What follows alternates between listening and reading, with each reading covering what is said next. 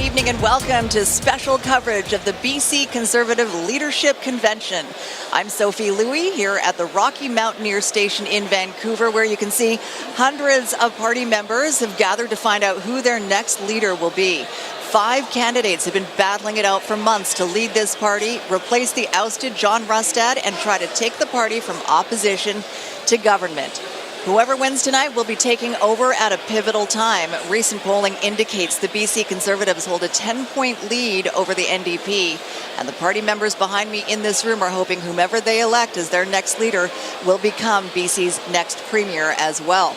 And we are joined tonight by a cast of thousands, as you can see, well, hundreds so far, but more specifically by legislature reporter Ben O'Hara-Byrne, who's been covering this race for both CKNW and Global BC, and of course was the moderator on Global's big leadership debate just a few weeks ago.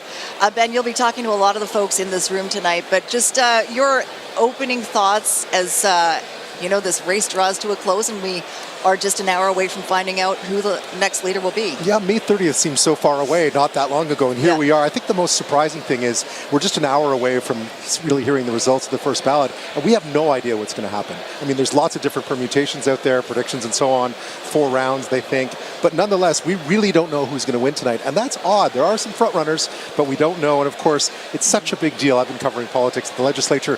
Whomever wins tonight takes over a party that's in good position, but it's delicate. I mean, they can strike while the iron's hot and try and beat the NDP, but a lot depends on who's elected tonight or who's named tonight and what they can do to unite the party. It's interesting. John Rustad is in the room. We just saw him, and the thought crossed my mind this morning that when he became leader of this party, I think it was a press release moment. It wasn't a big a show like this. Just goes to show how far this party has come in the last few years. Also with us tonight for the big reveal, we have the folks from Hotel Pacifico podcast, Mike McDonald and Dylan Kruger. Mike, of course, former chief of staff with Premier Christy Clark, and Dylan Kruger, Delta councillor and now mayoral candidate as well. Dylan also a former staffer with Christy Clark and Stephen Harper. Guys, thanks so much for joining us tonight. And your Race to Replace podcast has been very entertaining. I know your cat, Mike, has made some bold predictions for who might win tonight. But your thoughts, because you've been involved in a number of these conventions, Mike, yourself. Your thoughts going into results tonight? We'll start getting them in about an hour from now. Well, it's unlikely that the leading candidate on the first count is going to be anywhere near a majority of votes. So it's watching those second choices of candidates and how they accumulate through the night, and whether someone's going to come from back in the pack and get to the top, or whether someone will ride it in first all the way. So it's going to be interesting to see once we get the sobering reality of these numbers. And you're thinking we're in it for multiple ballots? I think we're going 4 counts tonight. Yeah. Okay. Yeah. All right. Dylan, your thoughts about what we've seen the past several months in this leadership race, as you guys have been covering this on your podcast. Yeah, Sophie, sometimes these leadership races are battles about how much the candidates can agree with each other. That has not been the case this time. There's been a lot of disagreement, a lot of personal attacks. I think a big question tonight is for whoever wins, can they get up on that stage tonight and unite this party, bring it back together? They've got all the tools to succeed. Can the successful candidate unify this party and make them a competitive force to defeat the NDP? No political coverage on Global BC would be complete without, of course, our own Keith Baldry, who's in Victoria watching this night unfold. And Keith, you talked about this very scenario during the last provincial election. On election night, I'm quite sure you said that you questioned whether this party would be able to stay together given the huge divides. And now here we are waiting to find out who the next leader will be. Yeah, you can certainly see this coming throughout the entire election campaign in 2024. We're talking about a disparate group of candidates who did not see eye to eye on a number of issues other than their sort of common agreement that they oppose the NDP. But we had old BC Liberals, far-right BC Conservatives, all in the same tent. So the disruption was hiding in plain sight, basically, throughout that entire election campaign. When you've got also a leader who became leader without really anybody in the caucus that he was leading actually voting for him. As you mentioned, Sophie, it was sort of an event by news release rather than a convention. So this is entirely predictable. And again, we'll just see how it plays out tonight. And it's been a tumultuous few months. Well, since the last provincial election, Keith, actually the campaign leading up to the last provincial election, as you mentioned, a tumultuous time getting to this point. Bring us back to how we got to this point. Yeah, very rocky road. 17 months ago, a historic election of the BC Conservatives hadn't elected a member since the 1970s, and it all began with the collapse of a long-time political dynasty. Have a look. I'm at peace with the decision because I think this is the right thing for British Columbia. It went out with a whimper, not a bang. By doing this, we are going to have the best opportunity possible to bring an end to these radical policies. A once powerful free enterprise coalition that began as a social credit party in the 50s and was reborn in the 90s as the BC Liberal Party, it would change over time to a new, confusing name, BC United. But as of August 2024, it was officially no more. I'm sorry that I couldn't bring them all into the fold. The party's collapse gave way to another party, one that had not elected an MLA since the 1970s, the BC Conservative Party. This new party was led by former ousted BC Liberal MLA John Rustad. Are you guys ready to turn this province blue? Yeah! He led the party into the 2024 election campaign, squaring off against the BC NDP and the BC Greens. But it was clear from the start the party had significant internal problems. It was a collection of unvetted candidates with controversial views and a handful of former BC Liberal MLAs. And yes, you're going to have differences of opinion from people across the province. There's 93 different ridings. It's not possible that we'd all be saying the same thing. Despite the internal problems, though, the party came within a hair of actually winning the election. I will say, as close as Courtney Comox is, my results here say Kelowna Centre is there's only a 51 vote spread right now. Yeah. Is that the one you want to talk about? I want to show you one that's even closer. No, it's even closer than that. Look at this. Surrey City Centre, you know what that means? Tie. Like, this is incredible. But even after a close election and forming the opposition, it didn't take long for that simmering internal tension to spill into the public eye. I stood up for the truth. I stated an undisputed fact. John Rustad's cowardly decision to stab her in the back revealed just how corrupt he has become. John Rustad hasn't answered for his breach of the Elections Act. I have serious concerns whether or not he and his direct team have stolen people's identities. The province needs us to provide a viable alternative to the NDP, and it has become clear that we cannot do that as long as John Rustad is the leader. In unprecedented fashion, 6 Conservative MLAs quit the newly formed BC Conservative caucus or were ejected from it. Eventually, the pressure on Rustad to resign began to mount, including the BC Conservatives Management Committee and party president calling on him to step down. I went around this province and toured as a leadership. 71% of the members voted in favor of my leadership. At first, he refused, but then relented. It became clear in my mind that having a civil war, a fight between factions in this party was not in the interest of, first of all, the party, but certainly not in the interest of the province. The race to replace Rustad was at first a crowded field, but then was winnowed down to 5 candidates. Former BC Liberal MLA Ian Black, former BC Liberal government staffer Kerry-Lynne Elliott, former BC Liberal MLA Peter Millibar, former federal Conservative MP Kerry-Lynne Findlay, and businessman Yuri Fulmer. Well, good afternoon and welcome to the Conservative Party of BC Leadership Debate. The 5 have faced off several times over the last few months. Mr. Millibar, I do not see how on the major issue let's let Yuri Fulmer you will jump in be here. able to get around the conflict of interest rules.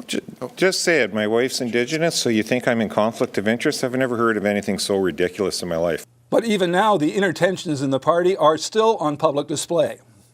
We watched Kerry-Lynne go after the family of an honourable man on the basis of race and suggest he's not suitable for public office because of his choice of life partner.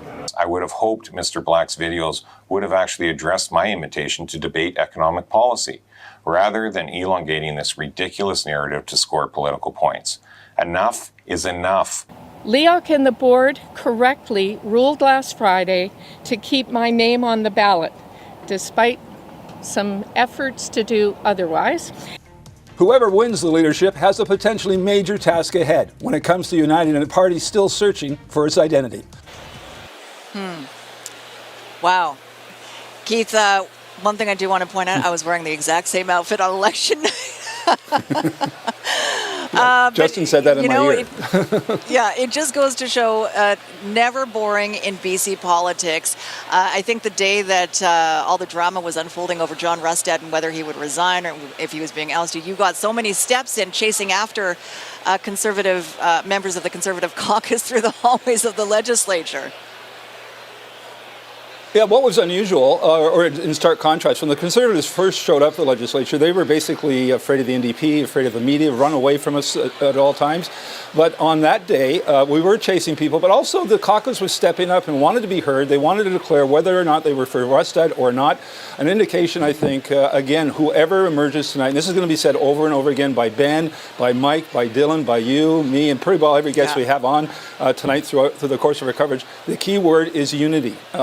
Whoever wins tonight unify a very fractious and divided caucus. Trevor Halford brought everyone together. I think he did a pretty good job on an interim basis. We'll see going forward with a permanent leader whether that unity can be maintained or not.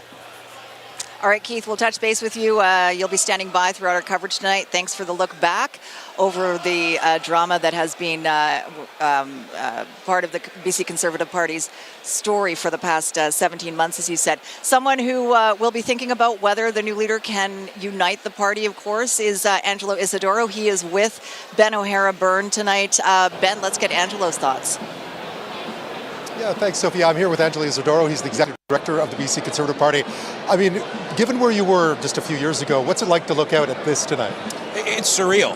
It's really surreal. Like, to give you some context, when I stepped into my role, the party was polling at 2%. We had a couple hundred members, broken website, no money.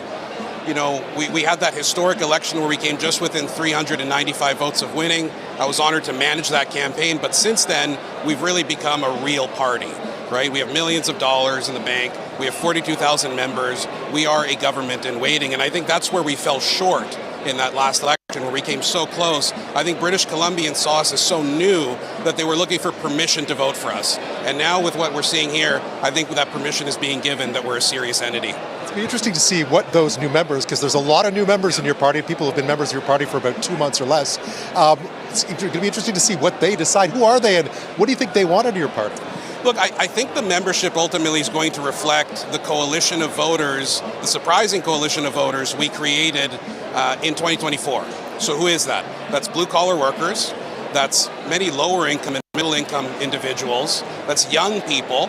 That is individuals in both the Chinese and the South Asian community, where we did incredibly well. We won ridings like Surrey North that we thought we'd had no shot in. I think it reflects part of British Columbia that wants change after 9 years of the NDP. These are people who really want to see, really not for us to go back to the BC Liberals or stay with the NDP, but turn the page to a fresh sheet of paper and do something new, and I think that's what we're seeing here. I guess you'll also get a sense tonight, who isn't there, who you need to go find, who's not part of your coalition. Yeah, absolutely, right? I mean, there are individuals that we struggled with in the 2024 election, particularly older baby boomers, people that own homes. But I think what's happened, Ben, is the DRIPA issue. All of a sudden, many voters who were off the table for us as a party are now getting a letter in the mail if they're in Richmond or are watching the news and seeing that their private property rights are not certain. And I think that's woken a lot of individuals up who want that security in their investment for their home. And I think they're coming to us in droves, and we've seen that in this process, right? I mean, it's a packed room with all sorts of faces around us here. So I think we're going to do really well in that demographic going forward, because these are people who have invested their lives in British Columbia. They want to stay here. They want their kids to stay here. And that's ultimately what we all want. I have a 1-year-old daughter. You know, I want to live here. This is my home. We don't want young people leaving, and we don't want our more baby boomer population.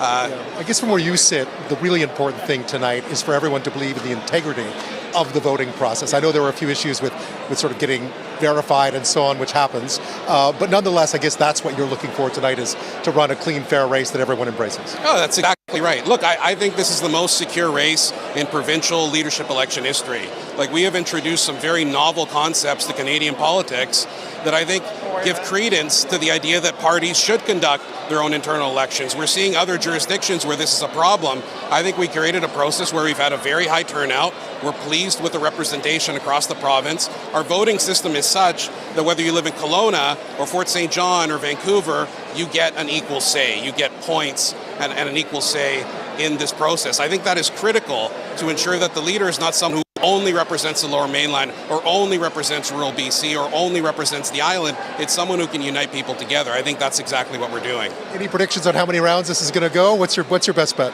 Look, people think I'm being coy when I say this. I think this is really tight. I wouldn't be surprised if we go all 4 rounds on this. Again, this is for actualizing the identity of what is this party? What does it mean to be a BC Conservative when, the last time this party held government was almost 100 years ago? So I think this is going to be really tight. I think it's going to be competitive, and we're in for a hell of a night. Angelo, thank you. Angelo Isidoro, the Executive Director of the BC Conservative Party. And we're not that far away from that first ballot. That's going to sort of give us a hint of what's to come, Sophie. Actualizing the identity of the BC Conservative Party. I think that is definitely the theme of the night. All right, thanks for that, Angelo and Ben. Ben will chat with you in a few minutes as well. I know you've got lots of guests lined up. We'll be hearing from, hopefully, former leader John Rustad. Trevor Halford will be taking the podium behind me in about 15 minutes' time. We'll hear from him as well. Right now, though, we'll take a quick break here on our special coverage of the BC Conservative Leadership Convention. We'll be right back.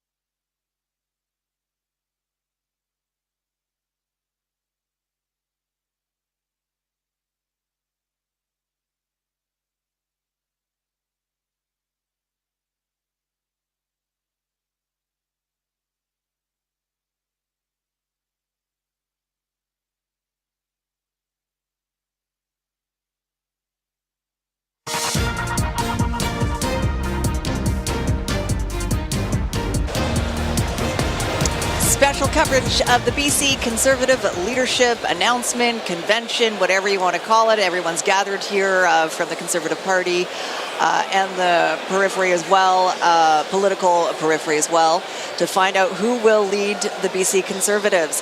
Voting closed yesterday. We should start getting results in about an hour from now, a little less than an hour from now. Let's take a look at how tonight's winner is going to be decided. So, of course, only BC Conservative Party members could vote in this leadership race.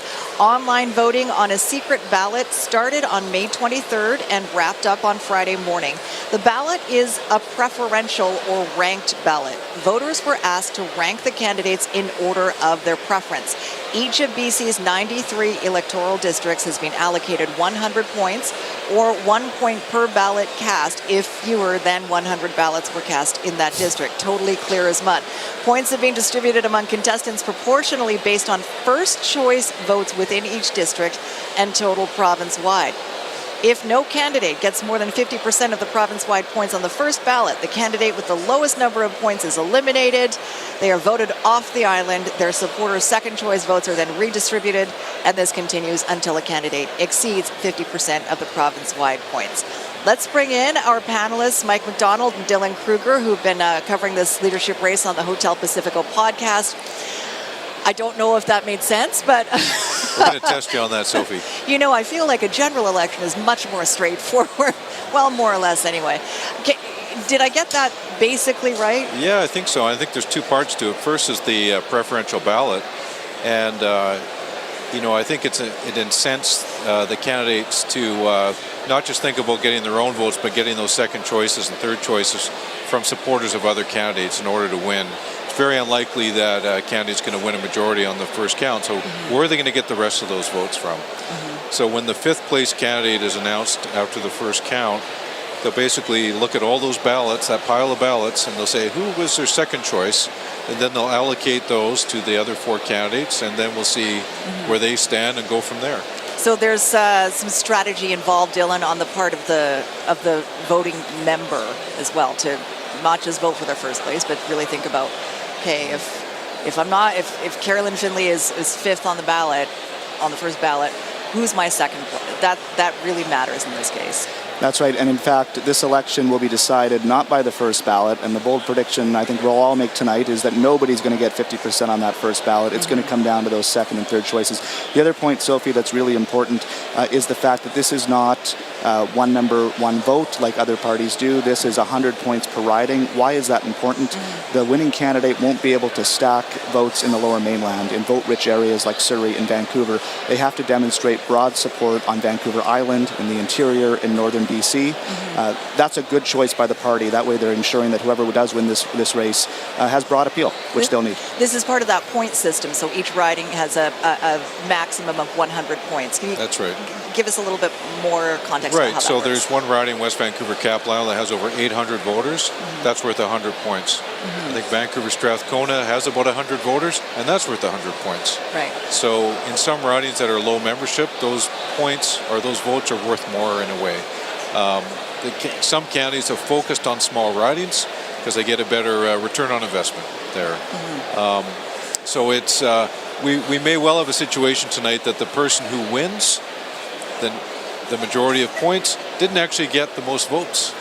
They just got the most points. The most points. And we mentioned that each riding, as I said, has the possibility of 100 points. But if there are fewer than 100 voters in a riding, they only get that many, they get like what 50. there's about 4 ridings that were under 100, and they'll get whatever the number is that voted, 62 or 83 or something like that. It'll all become crystal clear once we start getting those numbers in after 6 o'clock. We'll talk a little bit more about the strategy behind that. We have a special guest appearance by someone our viewers will know very well. Richard Zussman is going to come in and talk a little bit more about strategy in just a few minutes. But right now, Ben O'Hara-Byrne is with another very familiar face, John Rustad, former leader of the BC Conservative Party. Ben. Yeah, Sophie, I mean, John Rustad very nearly carried this party to victory in the last provincial election. There were issues afterwards. He stepped down last December, paving the way for what we're about to see tonight, which is the next permanent leader of the BC Conservative Party. Honestly, John, is it bittersweet to be here tonight? We weren't sure if you were going to come or not. No, of course I was going to be here. When I said last December that I was stepping down, I said I'm not going anywhere. I want to continue to do everything I can to build this party, to make sure that it is the best viable option it can be so that people can see themselves in this party and see this party as the future of British Columbia. How does the next leader avoid some of the, I was going to say maybe mistakes, but just some of the problems that you ran into, do you think? Well, some of them were mistakes, and that's fair enough to say. But I think the next leaders, the big job is going to be, to work with everybody on all sides of our group. We're a very diverse, very broad, expanding group. We've got people right across the political spectrum. We need to make sure we bring them all together. When you look at the damage that the NDP is doing in this province, the only way the NDP will stay in power is if we do not unite. And so that's what we need to do coming out of this.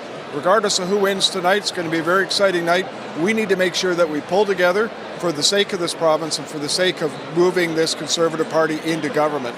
Do you have any concerns about some of the language we've heard during this leadership race? Because there has been division within the party. There has been infighting and sniping. How concerned are you about that continuing after tonight? Well, look, I think if anybody is going to carry on with that after tonight, we're just going to have to work together to try to resolve whatever those issues are. But I'm not concerned because people in this party understand our goal here. And it's not about, any of the sort of political spectrums. It's about coming together and doing what's right, fighting for the average everyday person, and making sure that British Columbia gets back on track. There you go. John Rustad, the former leader of the BC Conservative Party, here tonight to see who indeed will be his successor. Sophie? He definitely looks a lot more relaxed tonight than last fall and early winter. John Rustad, former leader of the BC Conservative Party. Now, of course, interim leader of the official opposition, Trevor Halford, is going to be speaking on that stage in just a couple of minutes. He's on his last day, well, maybe his last day as the interim leader. We'll find out. It depends on what happens with this leadership vote tonight. Let's go back to Ben, who has Trevor Halford with him. Yeah, interesting. We just had John Rustad and Trevor Halford sort of shaking hands, and we've seen sort of the passing of the torch. We'll see a new passing of the torch tonight. Trevor, I guess your main goal was to try to unite the party for this next leader. How successful do you think you were at that, and how excited are you being here tonight? Well, it wasn't my success. I think we've been very successful, but I think it's the success of our caucus, it's the success of our party, our memberships, but I think we've met that bar. I think we surpassed it quite a bit. Right. What's been the most educational part of being the interim leader? Because you took over a caucus that was fighting. People were leaving. I mean, it looked fractured. What was the most challenging thing about taking over that group? I think it was just listening, and I think it was hearing everybody out and making sure that everybody felt that they had a voice, and that you're not always going to agree on everything, but there's an agreement that we need to change in British Columbia, and that's what we're focused on. What about you? I mean, because a lot of different things could happen tonight. If the new leader is not an MLA, you could well remain sort of the face in the legislature for the foreseeable future. Yeah, you know what? My biggest focus is going to be whoever takes the stage tonight, that I am doing everything I can to make sure they're the next premier of this province, and that's where my focus is going to be, whatever role it is. Do you have any concept of who might step aside to allow someone to run for a seat? Because other than Peter Miller, there aren't any other elected MLAs amongst that group. No, and I think we got to see what happens. If it's not Pete, if it's somebody else, then I think that's going to be a focus pretty quickly. But listen, is that I think those conversations will happen, and we'll make work what we need to make work. I suspect every group, every leadership team has reached out to you to say, what's going on inside caucus? How are they feeling? What do they want to see from us? What are you telling them? I'm telling them just keep going. Hard work pays off, and that's, is that this is a caucus that's unified right now, focused on the right things. And I think whoever steps in is going to be stepping into a really good situation. Right. Is there any concern at all, given some of the language we've heard through this leadership campaign, that there is in fact some vulnerability in the middle, that we could see the resurgence of a centrist party, for instance? Have you talked about that with any of the leadership candidates? No, I think at the end of the day, British Columbians are wanting change. And we as a Conservative Party of BC need to present that change. I honestly don't think that people, like 98% of British Columbians, don't have a membership card in their wallet, right? I don't think left spectrum, right spectrum, I think right and wrong, and that's what we're expected to do. You got a bit of a taste of leadership. Did you enjoy it? Do you want to continue doing it in some way, shape, or form? You don't need leader in the title to lead. I honestly believe that, but I've enjoyed this ride, so I'm looking forward to what are you going to try and communicate up there in the next few minutes here? I'm going to try and communicate unity and what needs to happen going forward. But I'm going to take a moment to breathe it all in. Yeah. So, Trevor, thank you. Thanks, man. Appreciate it. Trevor Halford, interim leader for at least another little while of the BC Conservatives. Back to you, Sophie.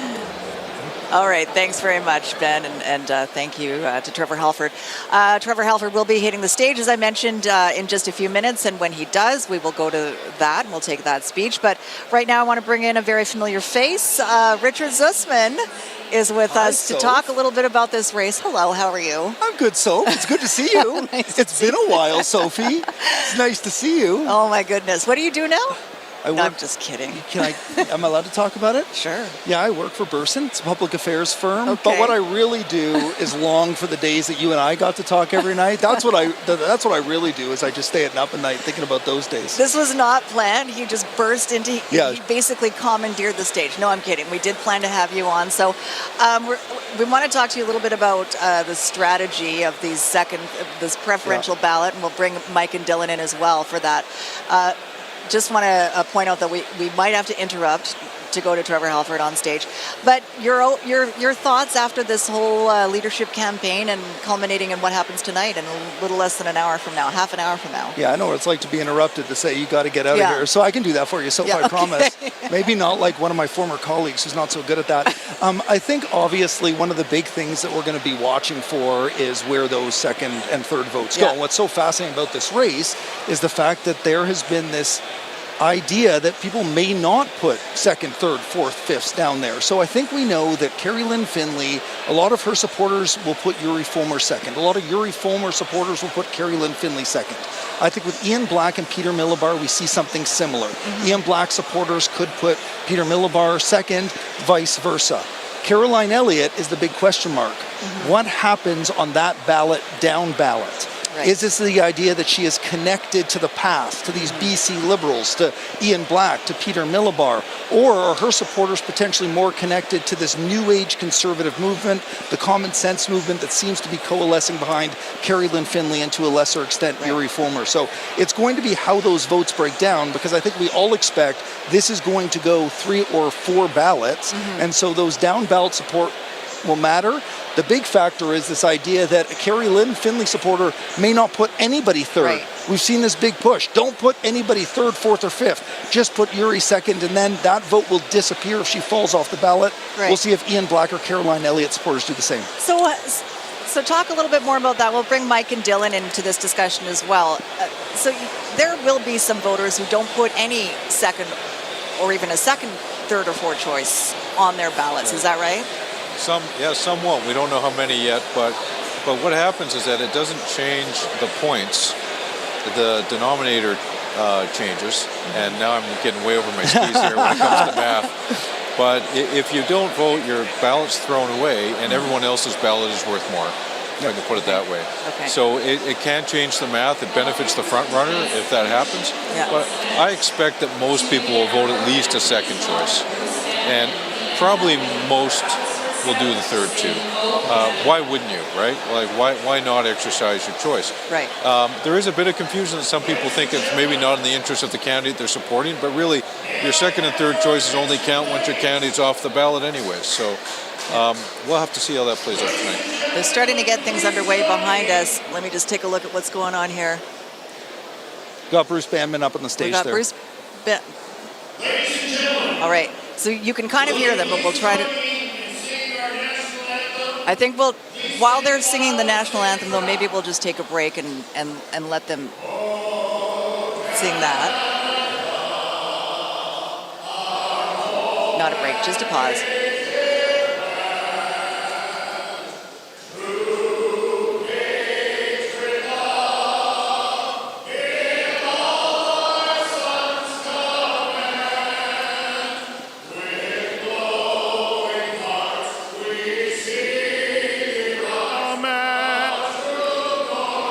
Glowing hearts, we see thee rise, the true north, strong and free.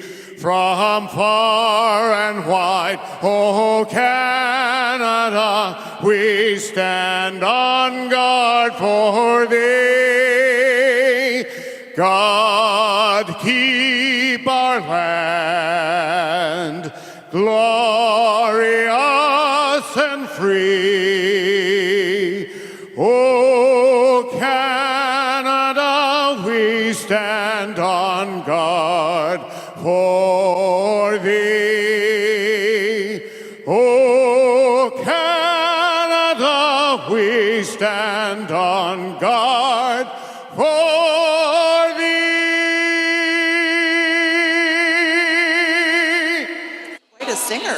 He sure is. My goodness. He did this at some of the debates, and I think this Did is he? now his shtick, is whenever there's a conservative event, you get Bruce Bandman singing the national anthem. All right, they're going to get things underway on stage. Dylan, I want to ask you, Richard mentioned that Kerry-Lynne Findlay's second place voters would probably go to Yuri Fulmer and vice versa, and that Ian Black and Peter Millibar might go back and forth with each other. You had talked on the podcast a little bit about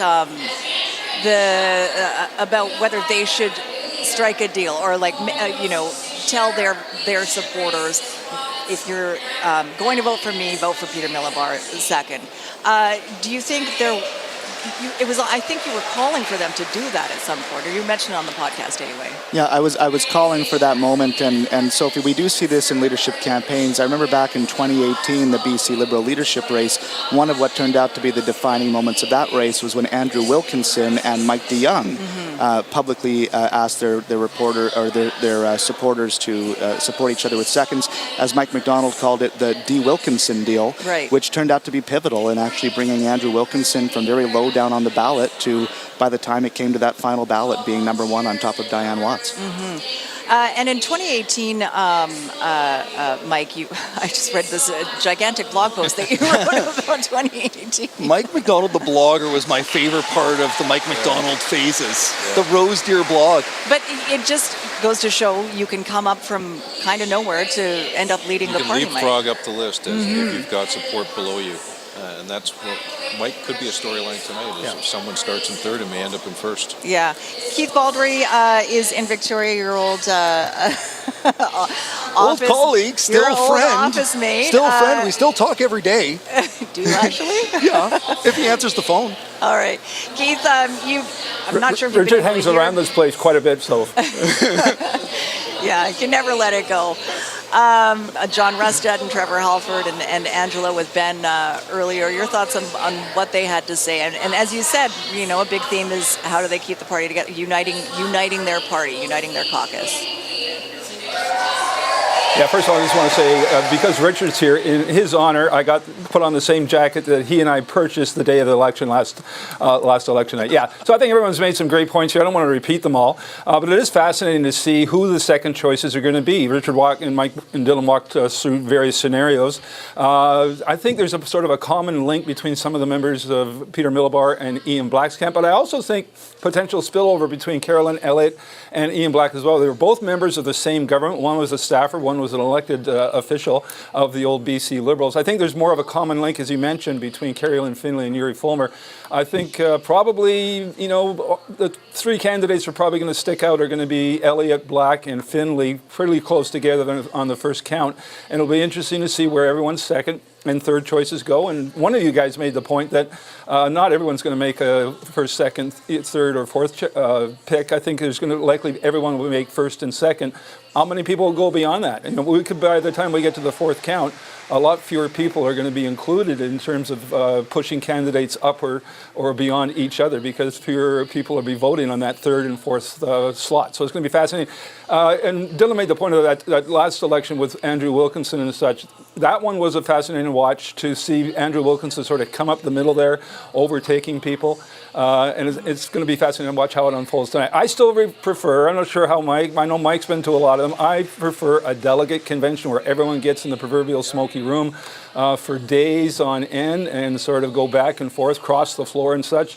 It's a lot more spirited and I think more passionate than this somewhat dispassionate process where you fill out a form and maybe you attend this gathering we're at, or maybe you don't, and maybe you're a member for only 10 minutes. A delegate convention, I think, is more fun. Well, they're definitely trying to make some drama tonight. Yep. We'll see if that's how it plays out when the results start being read during the 6 o'clock hour. Richard, when this race started, it seemed that the front runners that were talked about a lot were Kerry-Lynne Elliott and Peter Millibar at the time. It does seem like KLF, Kerry-Lynne Findlay, seemed like a dark horse in the beginning, but she is now definitely seen as one of the contender, as Keith mentioned, one of the top three. Yeah, she's gobbled up that common sense vote, the grassroots support of the Conservative Party. She's speaking to those who are frustrated with the mainstreaming of this party. They want to see what they believe is this pure blue Conservative. And Kerry-Lynne Findlay has been a Conservative MP. Her husband, Brent Chapman, is in the caucus. So it's part of this Conservative purity test that we have seen play out throughout the entirety of this campaign. And when we talk about those second and third votes, they can add up very quickly. Like if you have someone like Kerry-Lynne Findlay with 25% or 30%, and Yuri Fulmer has 10 or 15%, and all of his or a majority of his votes go there, that builds up really, really quickly, and you can move up that ballot as we work our way through. So she is clearly speaking to a very specific type of conservative, and if you believe social media, if you believe what we're seeing on Twitter, she is going to be the winner tonight. The test will be, is what we're seeing on social media real life? All right, who's speaking now? Oh, I think this is a video. This is a video of Trevor Halford, presumably leading up to the actual Trevor Halford at the podium. Yeah, so once he takes the podium, we'll go to that. But just going back again to past leadership conventions, and it's hard to remember these races now in 2026. But back when Diane Watts was clearly she was number one out of the gate. She was number one until the last ballot. Until she wasn't. Yeah, until she wasn't. Yeah. And that would be what could happen to Kerry-Lynne Elliott if things unfold tonight. That's the scenario that would unfold. Yeah, and Michael Lee.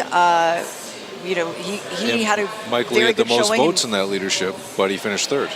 So you can do that. You can have the most votes and still He not just win had it. he won the big ridings that had big membership totals, but Andrew Wilkinson won the small ridings, same number of points.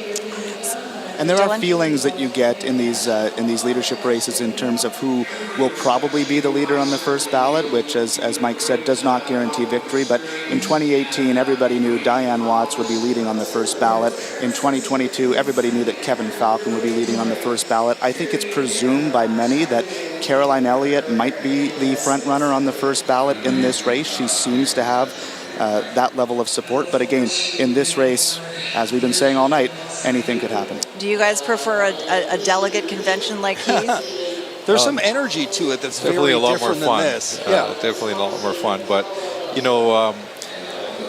in this particular case, this is basically it was all done yesterday morning by 8 a.m. So we're just sitting here watching it. And, press enter on a computer and the results spit themselves out. So does the party executive know? No. I just asked Angelo that, and Angelo does not know. They have not run the computer program yet, so they do not know who has won here. It is all locked away. I hope they've booted up the computer at this point, though. A skeptical look on Mike's face. Well, but I don't. It's a process. This has been, I believe, one of the most secure leaderships we have ever seen. Mike has lived through a lot of leaderships. He may correct me, but I believe the process they have gone through to ratify who's a member, who's not a member, ensuring that people can have their votes cast, all of that is ensured here. A system where when we have the winner, it will be, as legitimate as you can get. So 40... Oh, no, now Trevor Halford's wife is going to introduce him. 42,000 new sign-ups. They went from 7,000 members when this race started, but it wasn't 42,000 members voting. There was, as 26,000, yeah. The verification process. So how is that good? Is that bad? Is that expected? I think it's the norm. Yeah. I mean, I think you had 5 campaigns working hard to get those members verified, and there's always going to be some attrition or some people who just maybe were signed up and weren't that into it. Sure, Mike. Is that what it's called now? I think what happened is campaigns went up and signed up people that weren't aware that they were actually being signed up. And you have to applaud Angelo Isidoro for some of the work that they did to ensure that the people who wanted to be conservative members, the legitimate British Columbians here and across the province who wanted to be conservatives, are members of this party. And they're the ones that voted at an incredible rate. Yeah. And it's been very impressive. And we're going to hear from them in a minute. But I think whoever comes next needs to applaud Trevor Halford as well, because he set the stage here for this leader to come in a much better situation than when John Rustad left. Dylan? There's no question. I mean, Trevor Halford has professionalized the BC Conservative Party. This was a renegade party that John Rustad took from 2 seats to just 1 seat away from forming government. Trevor Halford's brought in the right people. He's brought in fundraising. He's brought in caucus discipline. There's been no more bozo eruptions. There's been no more exits from caucus. So he's going to hand over a party in a good state. Once again, it's up for the leader to take that, unite the party, and move forward. Ben did try to get out of Trevor Halford what his political ambitions are. What do you guys speculate for him? Well, I think he's really enjoyed this, and I think he feels he's done really well. And I think when that happens, and he said it when he said it to Ben, you can lead from any position. He was a leader when John Rustad was there, and then he was interim leader. I think he'll continue to take on a leadership role with most of the people who win here. I'm not sure it will be all of them. We'll have to see how things play out after that. But I believe that he wants to find an opportunity to lead, and that may mean down the road, and we'll see what happens, in subsequent elections. But this is a guy who's put himself in a position to be in the conversation. But very different realities depending on who wins tonight. Yes, right? yeah. Yes. Like if Kerry-Lynne Findlay wins tonight, then there could be massive disruption in that caucus. Yes. If Peter Millibar wins, disruption as well. That's a different type of disruption. He might have trouble holding things on the right. Kerry-Lynne Findlay will have trouble holding centrists. They'll all have challenges to maintain unity, but I think all their futures are in question right now, depending on what happens here in the result. Yeah. All right, I think Trevor Halford is making his way to the podium, so let's go over there and hear what he has to say.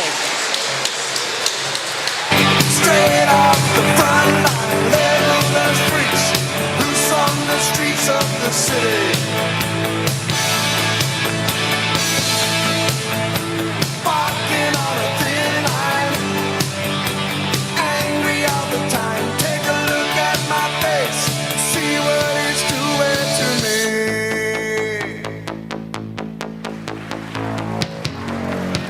I'll give you that. Thank you, Holly. It is actually, people don't know this, we're actually here to celebrate Holly's birthday. It's her birthday today. So happy. It's her surprise, this is her surprise 30th. So thank you, Holly. And I want to thank Ben, Nick, and Sasha. It's been a journey. Dad hasn't been home as much as he should be, but I'm looking forward to sleeping in tomorrow. So I want to say thank you for all of that. Good evening, British Columbians. Good evening, BC Conservatives. I want you to look around this room tonight. And not too long ago, our opponents were writing us off. They said there was no path forward, and they said that our party was finished. Well, I think we broke a few hearts. To me, tonight, I can tell you, this party is just getting started.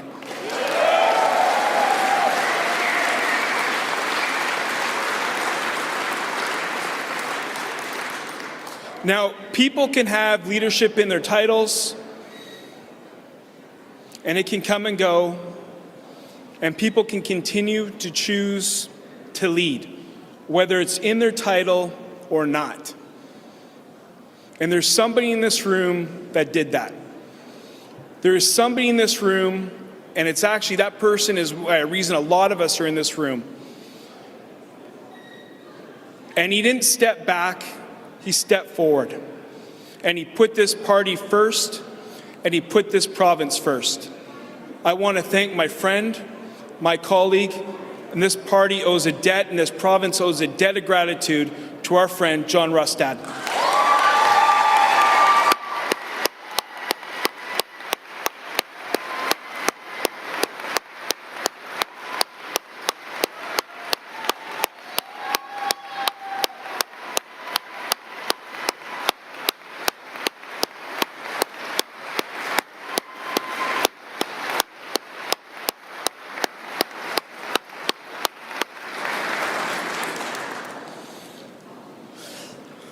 Being the interim leader has been the privilege of my career. It's been an honor to serve with my colleagues. And you know what?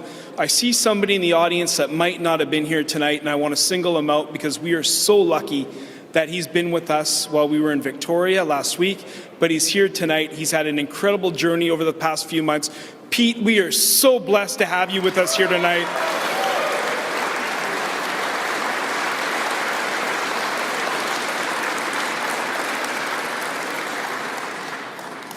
Now, when I accepted this responsibility, I made a promise to the party, I made a promise to the caucus, and I made a promise to myself. And it was a promise that we would hand this off stronger than when we found it. And tonight, I am proud to say, with the support of my colleagues and our party, we have kept that promise. 40,000 members, the largest political party in the history of the BC NDP. Sorry, it's larger than the BC NDP. Now, but with that number comes responsibility. That is a volunteer waiting to be asked, a door knocker, a donor. And that shows that this is not a party in decline. This is an army being assembled. And let me tell you this, the NDP have taken notice. They're nervous, they're afraid, and they should be. Now, we have built this, and we have built it together. And sometimes when it would be easier to walk away, we stood up and we fought. So before I say anything else tonight, I want to say thank you. I want to say thank you to every volunteer, every member of our caucus, everyone that has worked the phone, knocked on a door, that has stepped up. Thank you for our entire team. Thank you so much.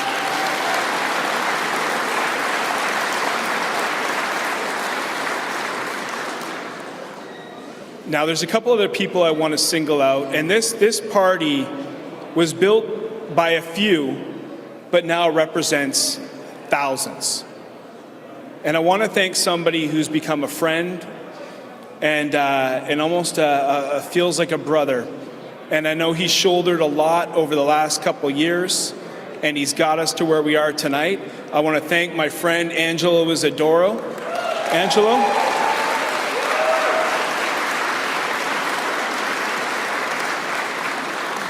Job well done, my friend. And I also want to thank somebody who told me no when I first asked, and that is somebody who stepped up in a big way, and that is our Chief of Staff to our caucus, Ali Blades. Ali, thank you so much.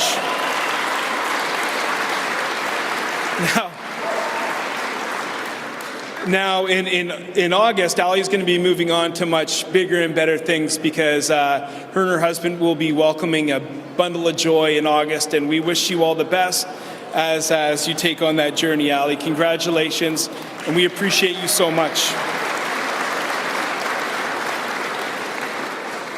Now, I am confident because I know that whoever we elect as our new leader tonight will be the next Premier of British Columbia.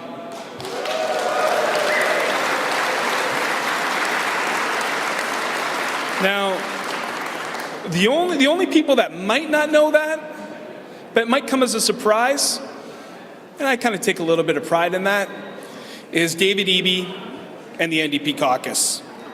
Listen, this Premier, this government, have squandered every ounce of goodwill they were given.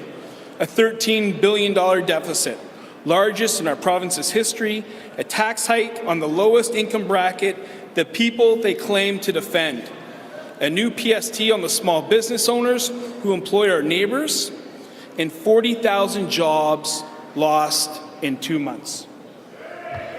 Shame.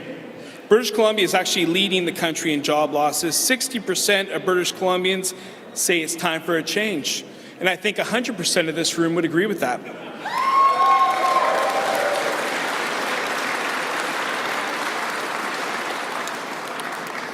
The next election is not a hill we will have to climb. It is a door that is opening. And our job, and your job, starting tonight, is not only to walk right through it, but kick it right down. You know what? Because this is not about us. It's never been about us. This is about the young couple in Langford who did everything right and still can't afford to buy a home. It's about the senior in Kelowna that is having to choose between their prescriptions and their rent. It's a small business owner in Prince George that has to close up shop because they just can't make ends meet anymore. These are our people. These are the British Columbians the NDP forgot.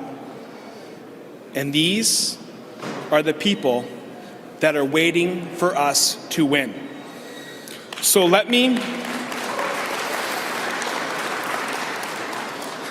So let me say something tonight, not as your interim leader, well, for the next 20 minutes, but as a member of this party. This is the reality. We have a premier and a government out of touch and out of ideas, a province starving for change. And the only way we lose, and this is important, is if we beat ourselves. Very shortly, members of this party will choose our next leader. Every single one of them stepped up when it would have been easier not to. Every single one of them deserves our respect tonight and our respect tomorrow, regardless of how you voted. Because when the results are read, I am going to stand behind whoever wins, full stop, no caveats, no grudges, no looking back, and I'm going to ask every single person in this room to do the same.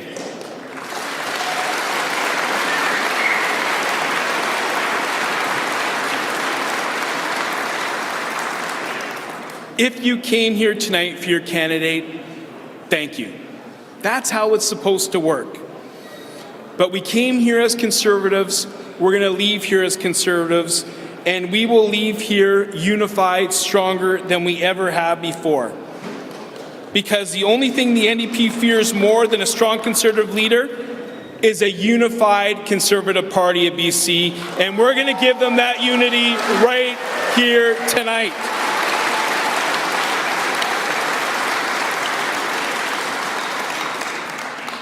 So, ladies and gentlemen, I want to say thank you from the bottom of my heart. I want to thank my family. I want to thank my caucus. I want to thank British Columbians. But I want to thank the candidates who have put their lives on hold and their families who had shouldered that burden when they were away from their homes. And I can tell you this, and I'll say it again because it's worth repeating. Whoever steps on this stage tonight will be the next premier of this province. And we in this room, to a person, will make sure that we do everything possible to make that happen because British Columbia is depending on it. I want to say thank you. I appreciate you. I love you. And let's get this party started. Thank you so much, guys. I look forward to tonight. Thank you.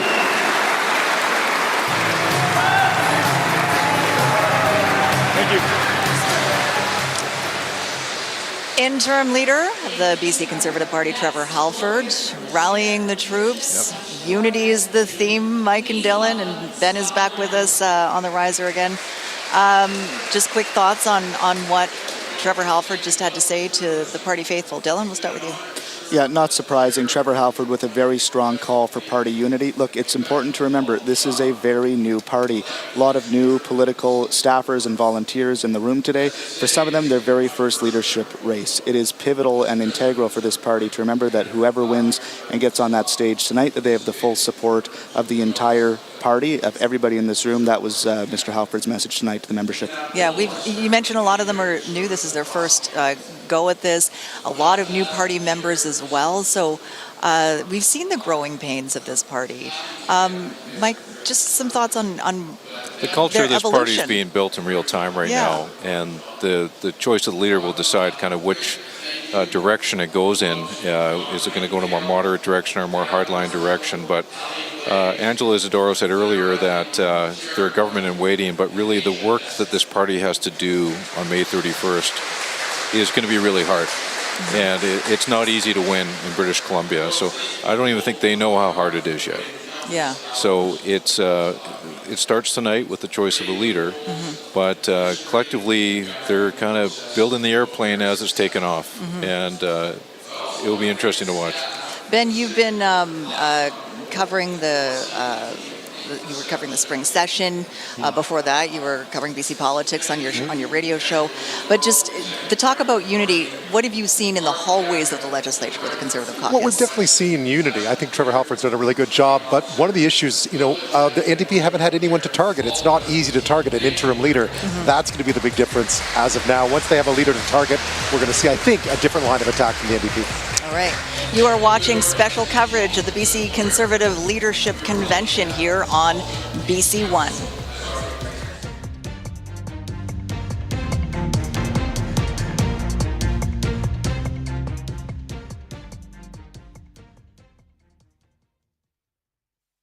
You're watching Global BC. This is Global News Hour at 6. All right, and welcome to our special coverage of the BC Conservative Leadership Convention. This is Sophie Louie here at the Rocky Mountaineer Station. What a beautiful shot of the Rocky Mountaineer Station on a sunny day in Vancouver.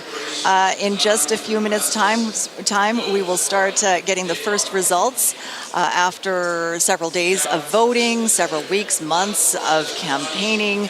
It all comes down to this, and I think we'll start to get the first ballot maybe in about 10 minutes' time. We have Ben O'Hara-Byrne with us as part of our special coverage tonight. The folks from the Hotel Pacifico podcast, Mike McDonald and Dylan Kruger with us as well, who've been covering this race from start to the photo finish. I think we'll get that first ballot in about 10 minutes or so. Is that your understanding as well? Mike did warn us when we were doing a pregame meeting about this, that I think that the time from the first ballot in one of the previous leadership conventions to the second ballot was 45 minutes or so. Sometimes the gremlins get in the machine, so it's hopefully they have a smooth operation tonight, but technology. Okay. We do want to welcome you to the special coverage, special edition of the News Hour. We're going to stick with this on the News Hour tonight because I think this leadership convention is being closely watched by many British Columbians, and it's, as I mentioned in the last hour of our show when we were broadcasting on BC One, it's a very different time for the BC Conservative Party from their beginnings, or not their beginnings, but when John Rustad was leading this fledgling party into the last provincial election, to now when you see behind us many hundreds of people here. I don't know how many, but they went from 7,000 members to what was it, 42,000 signups. It's very similar to what happened with the BC Liberals in 1991. They came out of the political wilderness and made a big breakthrough, became official opposition, but then they switched leaders, and they matured very quickly after that when Gordon Campbell came in. So this is what they're hoping that happens here, that they've had this leadership race to really take it to the next level as a political party and put themselves in a position to win the next election. Dylan, we talked about the growth in membership of the BC Conservative Party. Thousands of new members, 25 some odd thousand who voted in this leadership race. Where did all these new members come from, and do they stick with it? Is this going forward what the party looks like? Well, that'll be the challenge for a growing party that wants to compete to be the governing party, is to keep these memberships engaged. A lot of these members will have signed up to support one particular candidate, and the challenge moving forward is to keep them involved and excited, right? Get them involved at the local riding association level. The new leader, will most likely do a summer tour this summer where the legislature is not in session, and try to visit as many ridings, as many communities across BC to keep that excitement and that momentum moving forward. Keith Baldry, of course, is in Victoria. He's also part of our coverage tonight. Keith, your thoughts before we start getting those first numbers in? Yeah, I think Mike made a really good point. The comparison really is the BC Liberal Party of the 1990s. They came out of nowhere in 91, effectively replacing the Social Credit Party as the alternative to the NDP. Then they had a few rocky years under the leadership of Gordon Wilson. Then they changed leaders, and with Gordon Campbell, they should have won the 96 election. In fact, they did get the most votes, but sort of because of a split in the vote with the BC Reform Party, they failed to form government. Then they became better in opposition, and they ultimately prevailed, of course, with a landslide win in 2001. And I agree with Mike. I mean, really, the work is just getting started here for the BC Conservatives. For the last 17 months, they've been a fractious bunch, six expulsions or resignations from the caucus. It's been a bit chaotic. Theoretically, that will end tonight and will begin anew tomorrow. I do have to wonder, though, if Kerry-Lynne Findlay can keep the caucus together. She's made it clear she considers herself a staunch conservative, not a big tent person. But that's a challenge for her if she does prevail tonight. And again, I think she has to have a big showing, a big number on the first count, because I don't see her drawing votes in terms of second choices and third choices from the other candidates, with the exception of Yuri Fulmer and potentially some of the Kerry-Lynne Elliott people. So Findlay needs a big number on the first count. And again, the work really begins tomorrow with this party. And kudos and hats off to Trevor Halford, because I agree, he has done a stellar job keeping this together, sometimes, with duct tape and stuff, but nevertheless, we've seen more unity, as Ben pointed out, in the last few weeks than we've seen for months before Rustad was replaced and deposed as leader. All right, thanks, Keith. Ben O'Hara-Byrne is here, of course, as well. Ben, you moderated Global BC's leadership debate.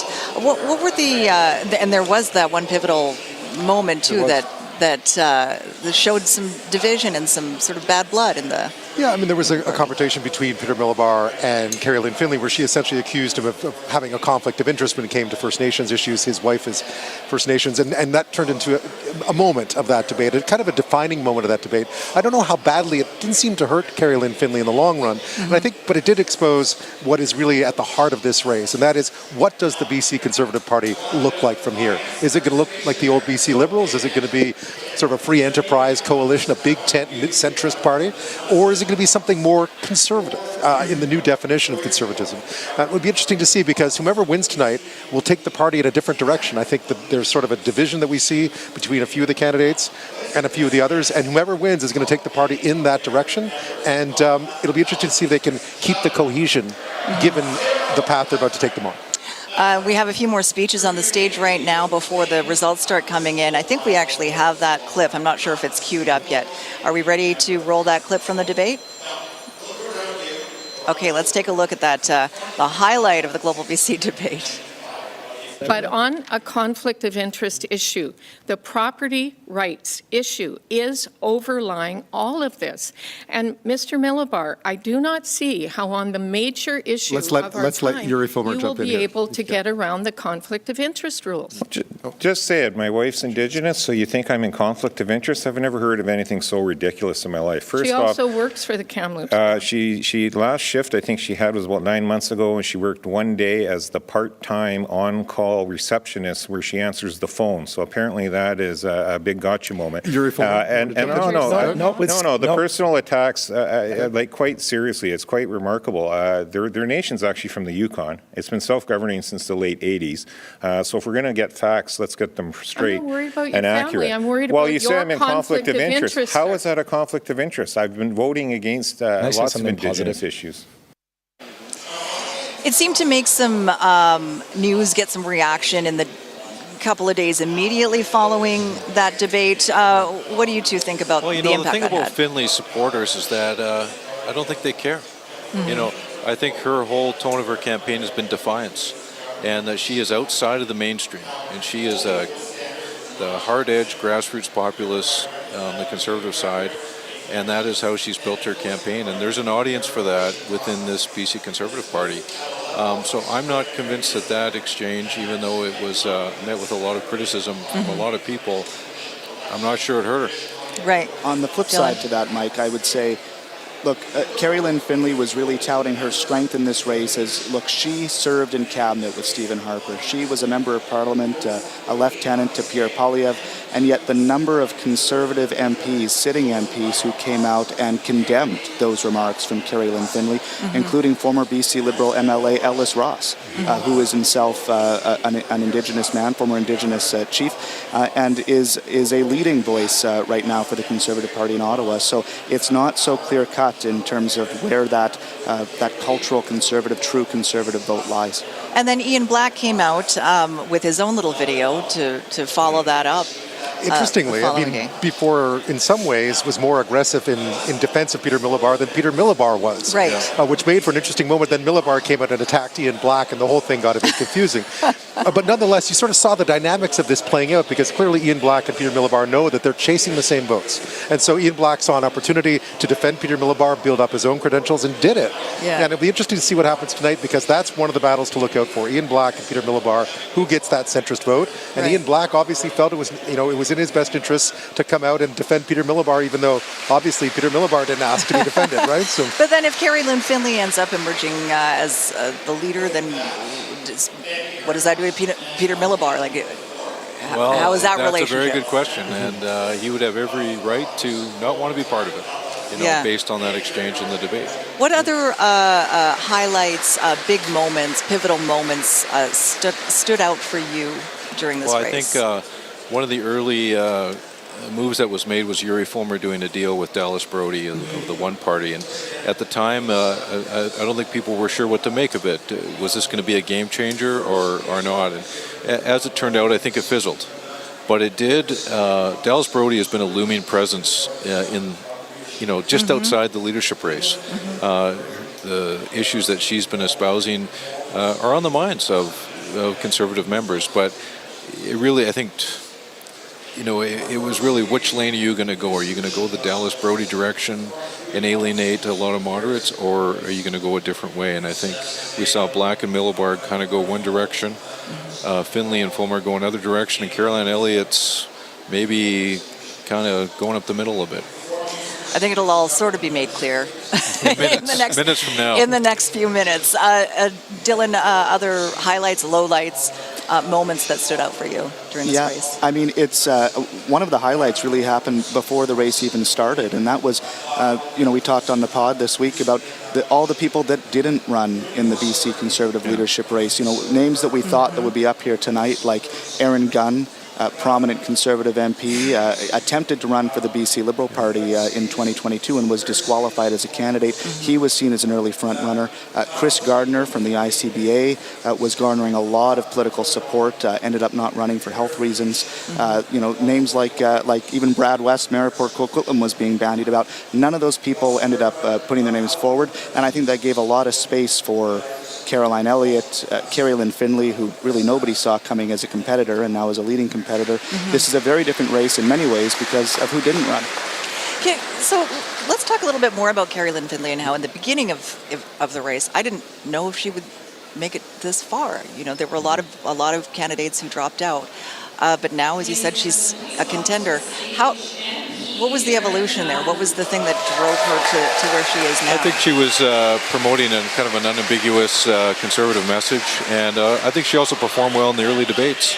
And I think there was maybe a race between her and Fulmer as to who was going to get that pool of votes, and I think she managed to eclipse Fulmer. Yeah. We'll see if I'm right on that. What I noticed during the debate is just how composed she is. I mean, she's a veteran politician, and she's running against some people who haven't had her exposure, haven't been in Ottawa, where it's a big deal when you speak, and she was in cabinet. Yeah. I felt we saw her experience shine through. She kept her message very focused on that Conservative message, and I think there was room for it, and she found it.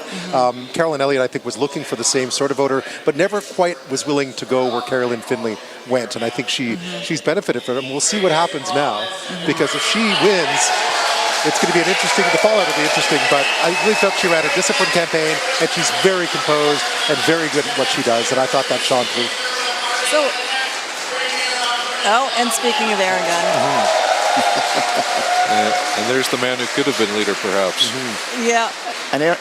Getting the crowd, rallying the crowd. So Peter Millibar has pointed out often in those debates and in many interviews that he was the only leadership candidate who has a seat in the House. That's right. If one of the other four candidates is the winner tonight, they will not have a seat in the House. What do you think will happen? Will they ask someone to step down immediately? How do you think that'll unfold? I think there's an argument to be made that the new leader could go out and tour the province and be outside the legislature for the foreseeable future. That's one pathway. I think it's helpful for the leader to have the seat, to be leading the troops. You really don't want to be too far away from your caucus when the House is sitting, because idle hands can make work for the devil. But that's a strategic choice. Someone has to give up their seat, and that's not easy. Keith Keith wants to weigh in here. I think you have some thoughts about this as well, Keith. Yeah, we had a similar example, not totally comparable, but Mike Harcourt, when he became leader in 1987 of the NDP, didn't spend any time here at the legislature. He toured the province. He viewed the legislature as basically not a place to communicate with people and to connect with people. I think what's different now is the media has shrunk outside the legislature. In small towns, many papers have disappeared, many radio stations have disappeared. So I think a leader takes a bit of a risk of sort of going nowhere and disappearing from the public eye if they tour the province without a seat. Now, Trevor Halford, whoever becomes leader tonight, if it's not Peter Miliband, they will not be the leader of the official opposition over here in the capital. You have to have a seat to have that title.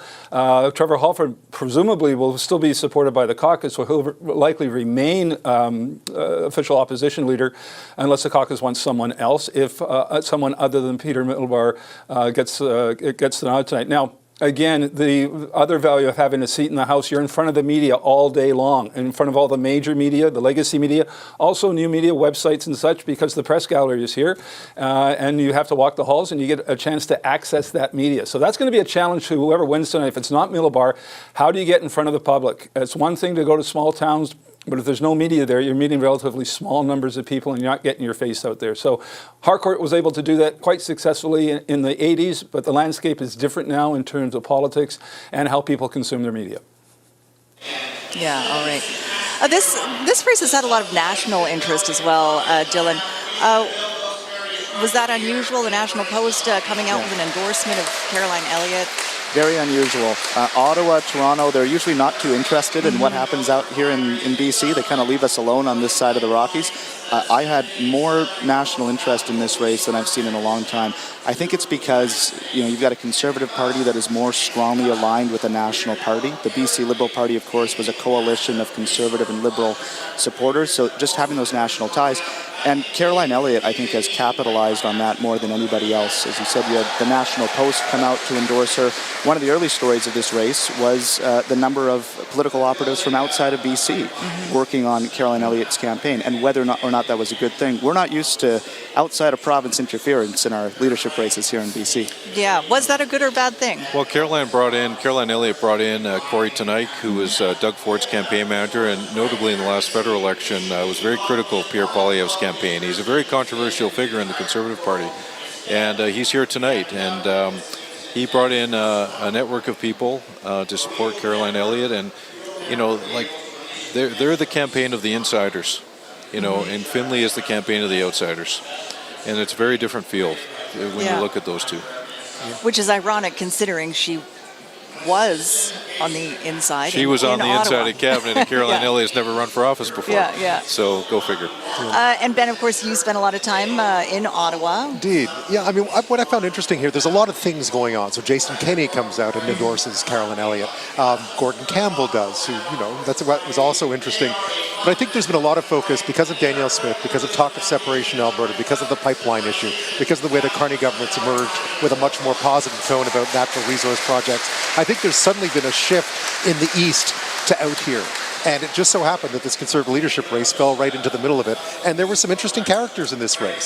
Certainly, Kerry-Lynne Findlay is someone who's known in Ottawa. Kerry-Lynne Elliott seemed to sort of captivate a certain part of the Conservative Party that was looking for someone of her ilk to come up and maybe present a younger, more moderate face, but with Conservative bona fides as well. So when they say this is a battle for the soul of the Conservative Party, I think they mean it. I mean, I heard someone say that the BC's become the spiritual home of the Conservative movement in this country. Where they see the moment. I don't know how true that Wouldn't is. have seen that coming. But wouldn't have seen that coming. So I think there's just been a lot of interest in who's going to win this race and what this means, not just for the BC Conservatives, but for the Conservative movement in Canada writ large. When you were in Ottawa, would you have paid as much attention to BC? Certainly not. We did. I mean, we occasionally did. BC's always been fascinating. I grew up in Quebec, so BC politics to me has always been fascinating. But you're right. When in Ottawa, sometimes Queen's Park, Quebec City are much closer, and it shows. Right. One name that we haven't mentioned tonight is Kevin Falcon, and I somehow doubt he's in this room tonight. But the BC United Party is He's still the leader a party. of BC United. what is going on with BC United? What was your line the other day, Dylan? I think Kevin Falcon has put BC United in a box. He's put that in another box. He's locked that box and he's thrown it somewhere in the Osoyoos Desert. So it's just on paper. Yeah, I think they could come back to life. I mean, they're still registered as a political party, but he is the brother-in-law of Kerry-Lynne Elliott. So we'd have a situation if she wins tonight that she is the leader of the BC Conservative Party and her brother-in-law is the leader of BC United Party. Wouldn't that be? I don't know that any of them are related to David Eby. No, John Rustad was joking. Maybe they have a cousin who can lead the NDP. All right. Still waiting for some results. Aaron Gunn is still on the podium, and we should be getting the first numbers very shortly, we hope. You're watching special coverage here of the BC Conservative Leadership Convention. 5 candidates are vying for the chance to run this party. I guess it depends on who will emerge as the winner. Does it mean we might see an early election, or is it really dependent on who will emerge as the winner tonight? Well, I think it's a calculation of David Eby, right? If he senses that the Conservatives make a choice tonight that they immediately become in disarray, that might be of interest if you're an NDP strategist. Otherwise, I think they'll take their time to take stock, and the opposition researchers will start digging, and they'll figure out what the weak points are of the Conservatives, and they'll try to turn their guns to define the new Conservative leader in a way that won't be helpful to the new Conservative leader. That would be their plan. Yeah. Dylan, you want to weigh in? Yeah, I think there's nothing that would unite this party more than a snap election. I think if I'm the NDP, especially depending on who wins, I might just want to see what happens and see if there's a return back to, again, looking at those clips from Keith Baldry at the top of the hour from all the turmoil from last fall, the ouster of the leader, the ouster of certain MLAs from caucus, checking of cell phones to see who's leaking data. You know, is that infighting going to return, or can this new leader really unite caucus and unite the party membership behind their vision? The NDP just might want to wait and find out. I wonder if Keith is available to weigh in. How closely are the... No, he's not available. So I'll ask you folks.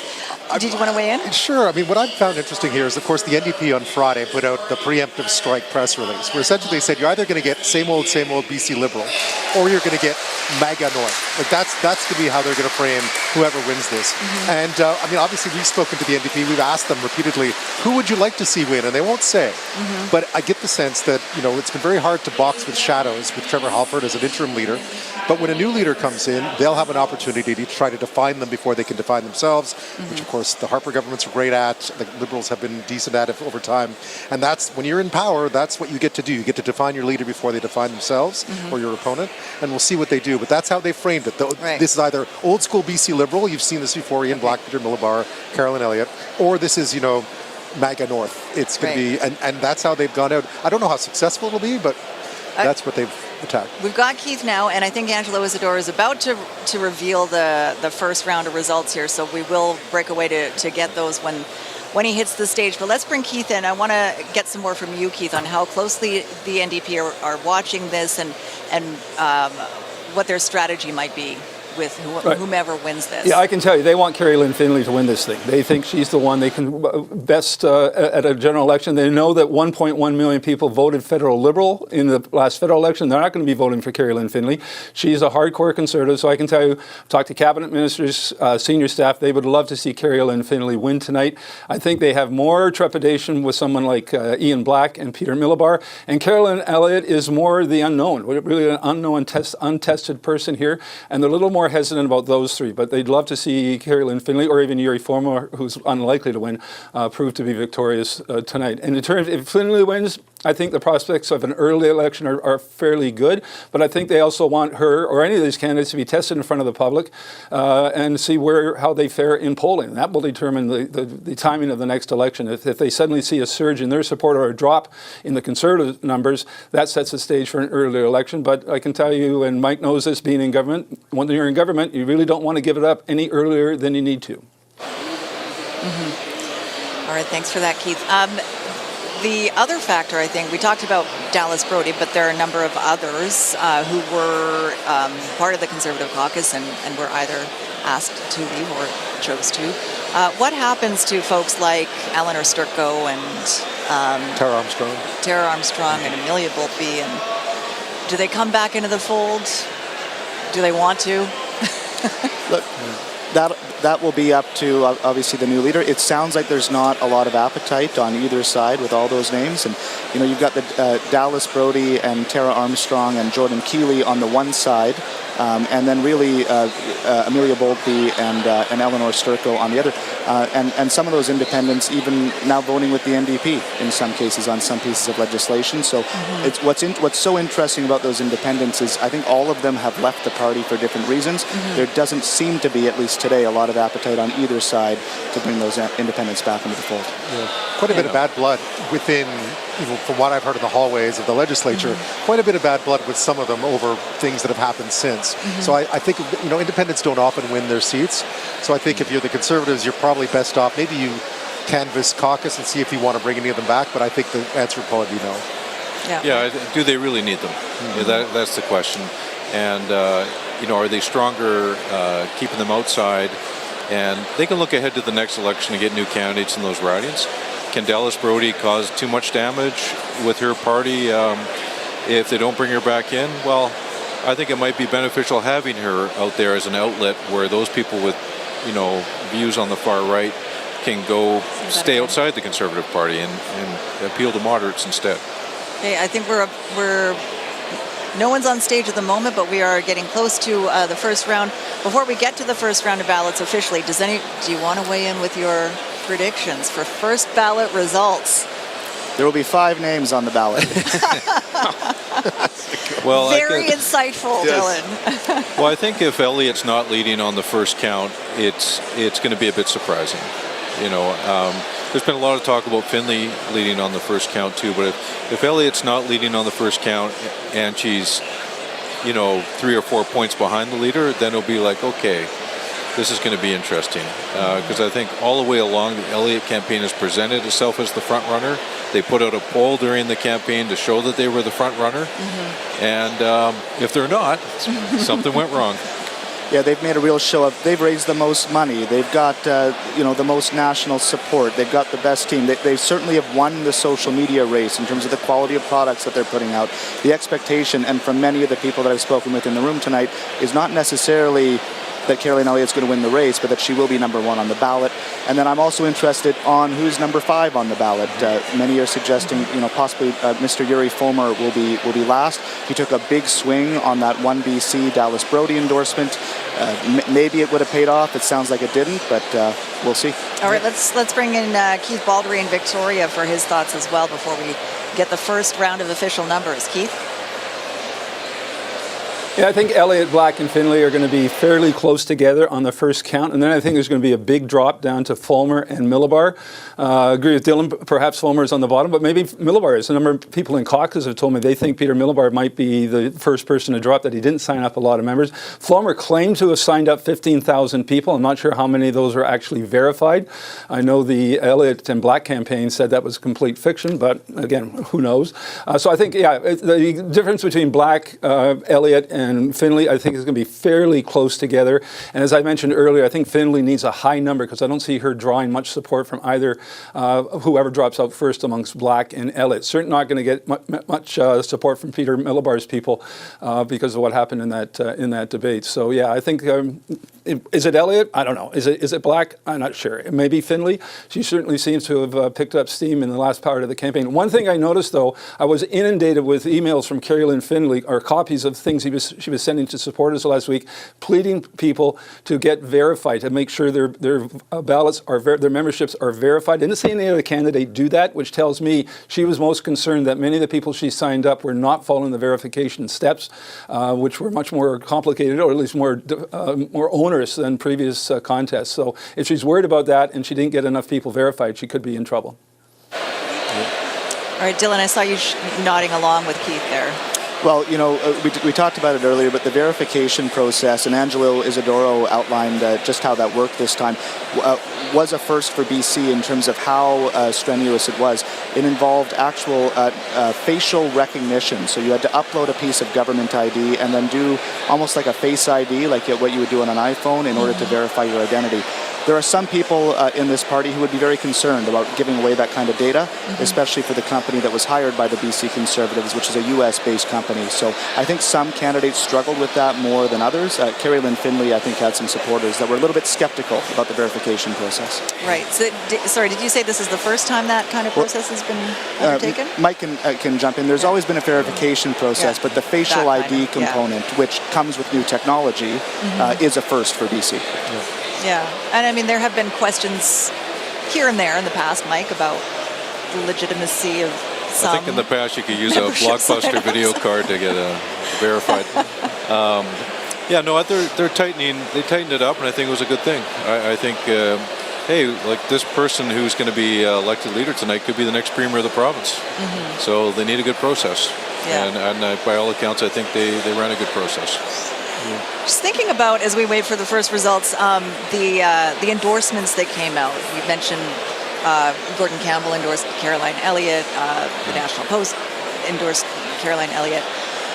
And there were camps here and camps there. One thing that did sit with me is that Kerry-Lynne Findlay had a lot of members of the Conservative caucus. Yeah. As did Peter Millibar. Yeah. And which sort of makes sense. How did Kerry-Lynne Findlay manage that? Well, it helps when your husband's in the caucus.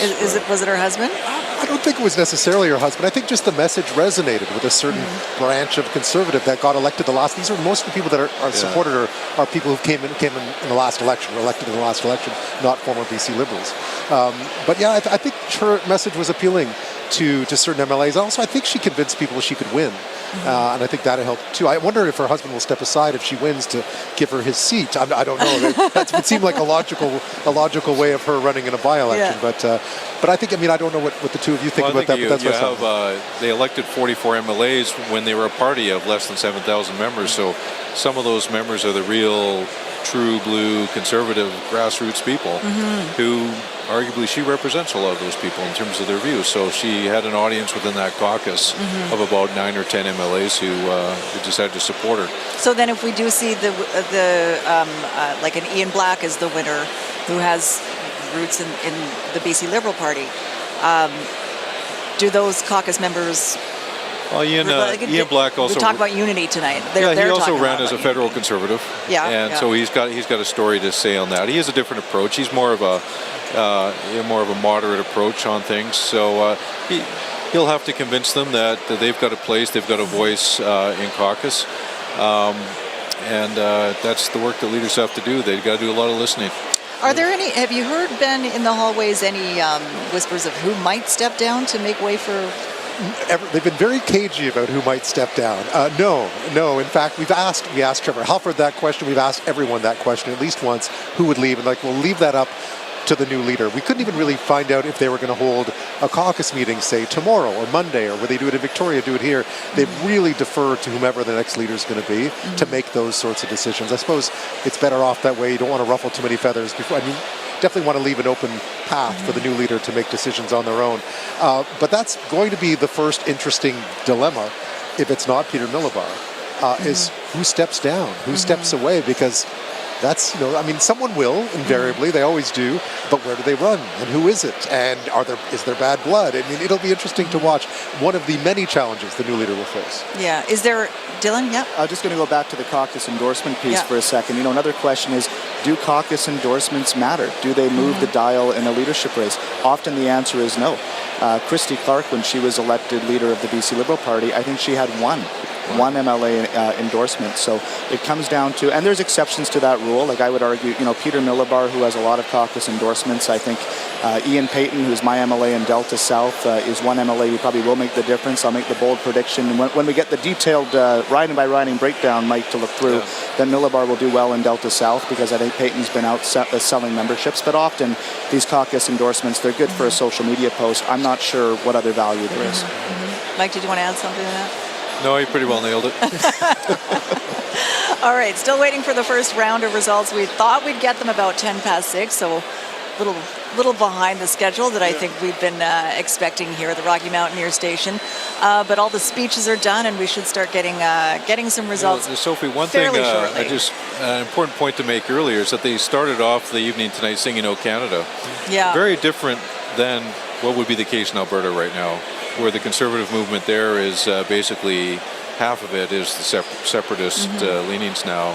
So it's just an interesting distinction here that they're leaning into a federalist message, which I think people outside BC can take note that BC's not following Alberta's lead there. It's going to be interesting. It's going to be interesting to see how the new leader deals with Alberta, because we saw Rachel Notley and John Horgan fight, two NDP premiers fight back in the day. What's going to happen with the new Conservative leader if they were to become premier, and Danielle Smith, the UCP leader?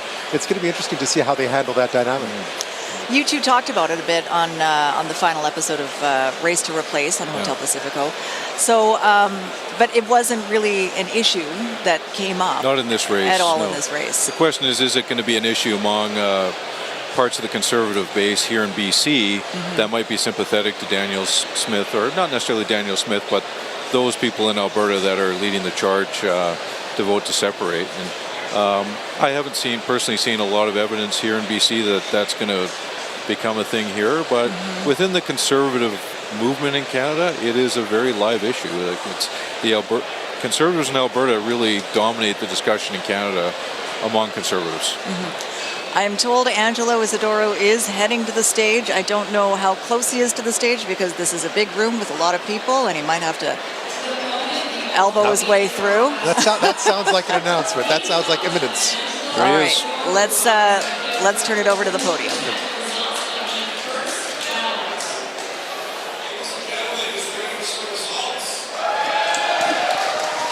The first ballot.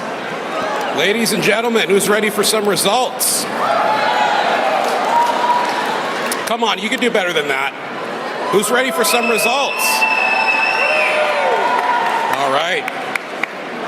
So, this is the moment we've been waiting for. This is round one of our election. Please take your seats.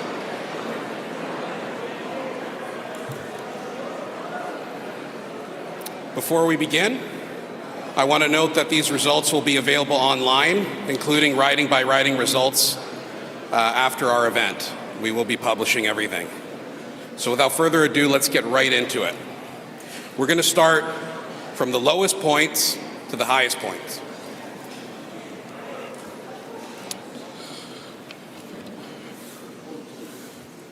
To begin, in fifth, with 971.34 points, equating to 10.5%, Peter Millibar.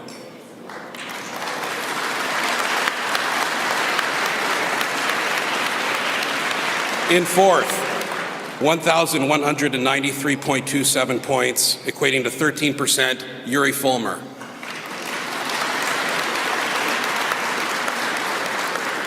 In third, with 1,865.82 points, equating 20%, Ian Black.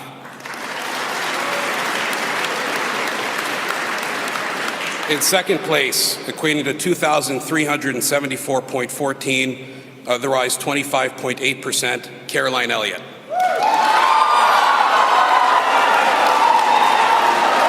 Finally, in first with 2,806 points, 0.42, equating to 30.5%, Kerry-Lynne Findlay.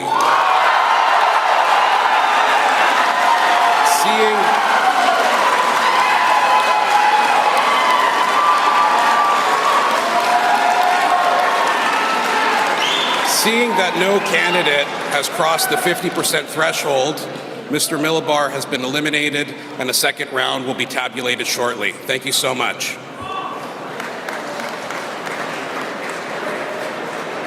All right, well, I think we're back on.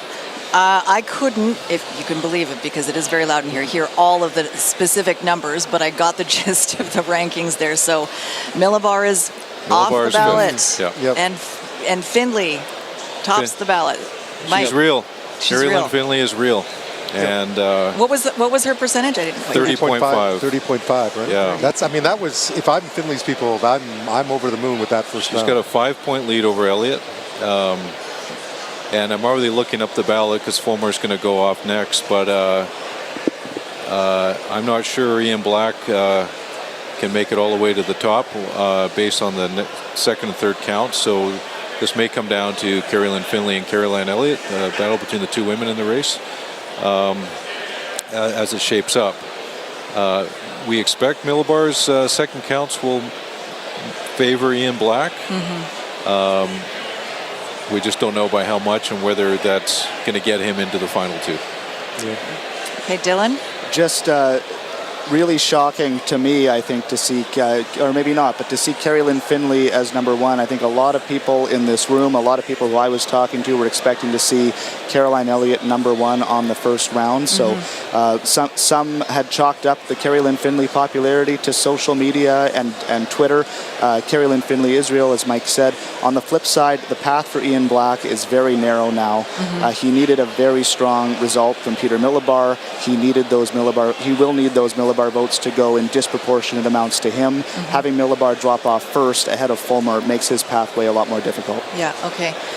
We're going to take a quick break here on the News Hour in our special coverage of the BC Conservative Leadership Convention. As you heard, Peter Millibar off the ballot, after the first ballot, and Kerry-Lynne Findlay. That's confusing. Yeah. Kerry-Lynne Findlay leads after the first ballot. We'll take a break. We'll be right back in a couple of minutes.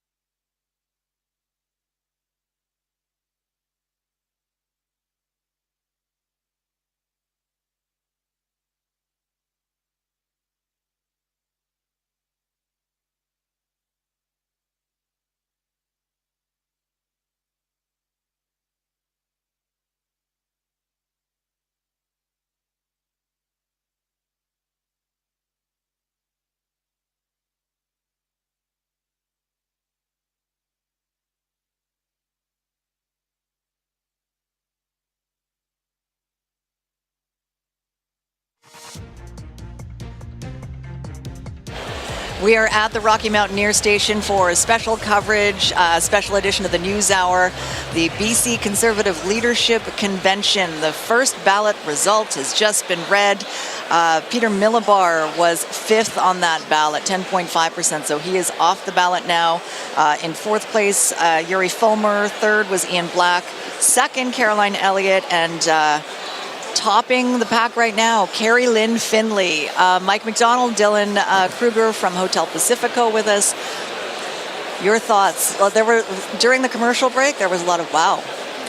Yeah, a lot of surprise. Some will not be surprised. I am surprised. A lot of people I've spoken to who really expected Kerry-Lynne Elliott to be number one on that first ballot, having Kerry-Lynne Findlay on top. And Peter Millibar, who started the race strong with a lot of caucus endorsements, but did struggle. He actually, Peter Millibar's campaign manager, left the campaign halfway through at a really integral moment. So he did struggle, and I think that really was a pivotal moment for him where his momentum stalled out. I'm going to get your thoughts in a sec, Mike, but I know we have Ben O'Hara-Byrne out on the floor right now, and he has Aaron Gunn with him. So, Ben, I'll let you take it away and get Aaron's thoughts. And the MP for North Island, Powell River, is with me right now. Aaron, obviously a big crowd. Interesting first result, first ballot. We heard a lot of cheers. Obviously some surprises as well. It's the outcome with Kerry-Lynne Findlay out in front by about 5 percentage points. Yeah, look, it's still wide open. I think there's 3 candidates left that still could conceivably win it. Kerry-Lynne Findlay, Kerry-Lynne Elliott, and Ian Black.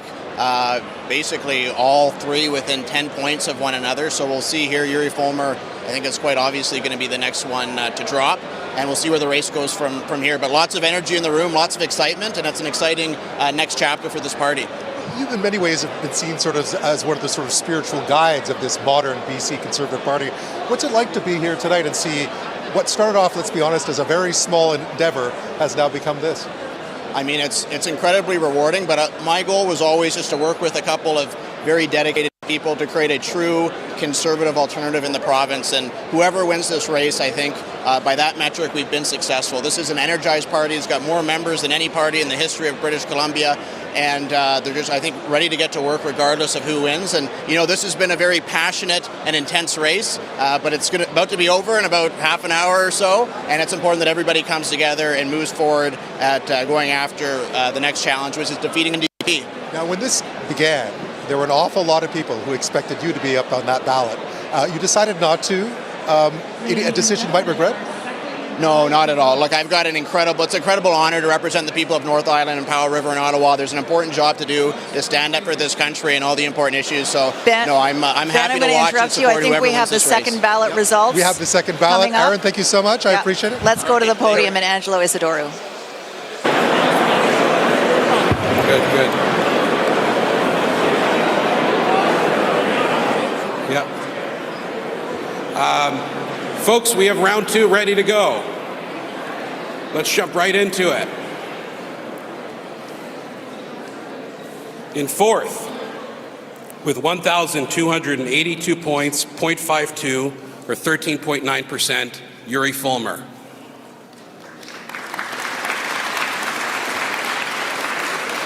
In third, with 2,328.21 points, or 25.3%, Ian Black.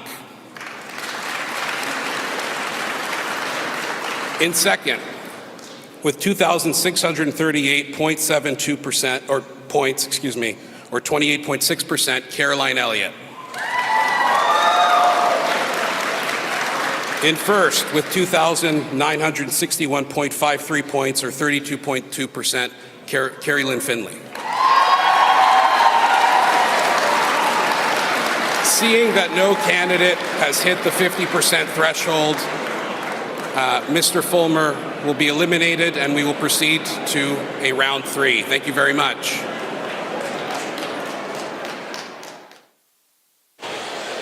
All right, Yuri Fulmer, goodbye. Black, Elliott, Findlay. The distance between Black and So Findlay? right now, Ian Black would have to outperform Kerry-Lynne Elliott by over 3.3% on the next count. So he would have to do very well off of Fulmer's votes. I think it's unlikely, not impossible, but right now, this is shaping up to be, will Ian Black deliver the leadership for Kerry-Lynne Elliott, or will Kerry-Lynne Findlay run the table in a, frankly, shocking result if she does? Not to her, perhaps, but to a lot of the pundits like me. So Millibar's second place votes sort of were dispersed between Ian Black, Kerry-Lynne Elliott, and Ian Black got about half of them. Ian Black got about 5. I think my scribbles here, he got about 5 points out of the 10.5% that Millibar had. Ian Black's vote has jumped 5%, but Kerry-Lynne Elliott's jumped almost 3%. So he got closer to Kerry-Lynne Elliott, but he had a distance to go, and it's I think it's going to prove to be too far for him to get there. Yeah, Dylan. Yeah, I think Mike's right. I think at this point we are looking at a showdown between the two women on the ballot, Kerry-Lynne Findlay and Kerry-Lynne Elliott. The only question that remains is will Black's votes, if Black does drop off next, be enough? And it's important to remember Black's votes are now the culmination of those who voted for Black first or second or third if they were Fulmer voters or Millibar voters who dropped off. Will that cumulatively be enough to flip it, to have Kerry-Lynne Elliott flip over Kerry-Lynne Findlay, or will Kerry-Lynne Findlay over the next ballot after Fulmer be uncatchable? So are all the Fulmer votes then second place votes or next place votes going to Kerry-Lynne Findlay? Is that how this would work? There's been a lot of commentary, but where are they? The people attracted to Fulmer for some of his One BC deal and the kind of the harder right-wing messaging, they may go to Findlay. But Fulmer's a businessman. He has a wide network. He's a philanthropist. A lot of people around the North Shore in Vancouver who might have voted for him because they knew him. They might not go to KLF. They may go to Kerry-Lynne Elliott. And here's the wild card. Or Ian Black. Here's the wild card, Sophie. Yuri Fulmer had, or at least was rumored to have, the most robust South Asian sign-up campaign. He did very well in Surrey. A lot of his memberships came from Surrey. A lot of the way those votes are organized are a lot less predictable. So I don't think it's as clear-cut to say the Fulmer votes are going to all head towards Kerry-Lynne Findlay. There is a lot of unpredictability in a good chunk of Fulmer's vote. It's going to be very interesting to see what happens on the next ballot. Okay. Do we have Keith? I'm sure Keith has... I think he fell off his chair, probably. Something to say about this. Keith, are you in your chair? I am. Yes, right here. I think actually this tilts slightly in Kerry-Lynne Elliott's favor here. So most of Fulmer's vote will go, I think, to Findlay. But I agree with Dylan and Mike that some of this could go Elliott's way. I think the key really is what happens to the black choices, Black's third choices here. And I think they would probably go more in Kerry-Lynne Elliott's way than Kerry-Lynne Findlay. I could be wrong, but I think that we're looking at potentially like a 54-46% split between the two women. I think Kerry-Lynne Findlay came in a little low on that first count. I don't see her growing much with Ian Black. I could be wrong, but it seems to be more common ground between Elliott and Black than between Black and Findlay. So again, I think this right now favors Kerry-Lynne Elliott slightly, but again, we don't know where all Fulmer's vote's going to go. I think most of it will go KLS way though, but she could finish just short and see Elliott overtake her with Black supports coming in on the third count. Okay. Thanks for that, Keith. The drama is underway here at the Rocky Mountaineer Station. Let's go back out to the floor, and Ben O'Hara-Byrne is with BC Conservative Party President Aisha Esty. Ben? Yeah, thanks, Sophie. Aisha, this has been a really interesting, it's been interesting so far. What have you made of the first two rounds? And wow, it's going to be a tight race. It is, some unexpected results. I didn't think Peter was going to drop out first, so it's been very suspenseful so far, and I think it's going to continue. None of us had any kind of predictions before. It's been really a wide open race. It's super competitive. So this is, kind of what we expected, but in the moment, it's pretty exciting. Yeah, the room, there's a lot of energy in the room, too, because I think it's going to be a very close final. The final two, it's going to be tight. It is going to be tight, and I'm really proud of all the contestants, and they really put forward their vision as best as possible, and the participation from our membership has been amazing, and this race has done everything that we hoped it would, grown our membership, it's expanded us across the province, and we've gotten to talk to way more people in the communities, and it's been everything we hoped it would be. So whatever the result, we're just excited to all come together around that leader. They'll have a refreshed mandate from the membership, and we'll continue our work towards becoming the next government. What we've witnessed so far seems to be a bit of a division between Kerry-Lynne Elliott supporters, Ian Black supporters, and Kerry-Lynne Findlay supporters. It feels like that might be a rift that might be somewhat challenging to repair. I guess you have that work ahead of you. Yeah, of course. I think, honestly, before this race, we knew that there was going to be that tension, kind of how people perceive our party and the two sides of the tent, you might say. But that is what this race was meant to do. It was meant to give the members the choice and see what they decide, and everybody should be very confident in the security and integrity of this race. And whoever, Ben, my apologies. Tonight, we are getting some more results. So, thank you, Aisha, Vice President of the BC Conservative Party. We're going to get more. Cheers. Good luck. Folks, time for round 3. Go ahead and take your seats.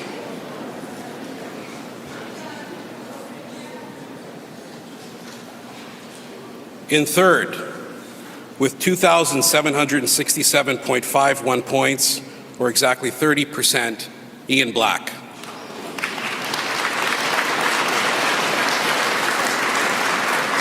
In second, with 2,883.71 points, or 31.3%, Kerry-Lynne Elliott.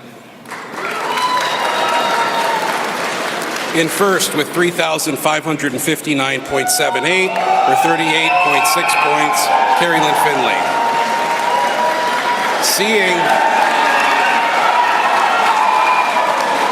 Seeing that no candidate has crossed the 50% threshold, there will be a next round. Thank you very much.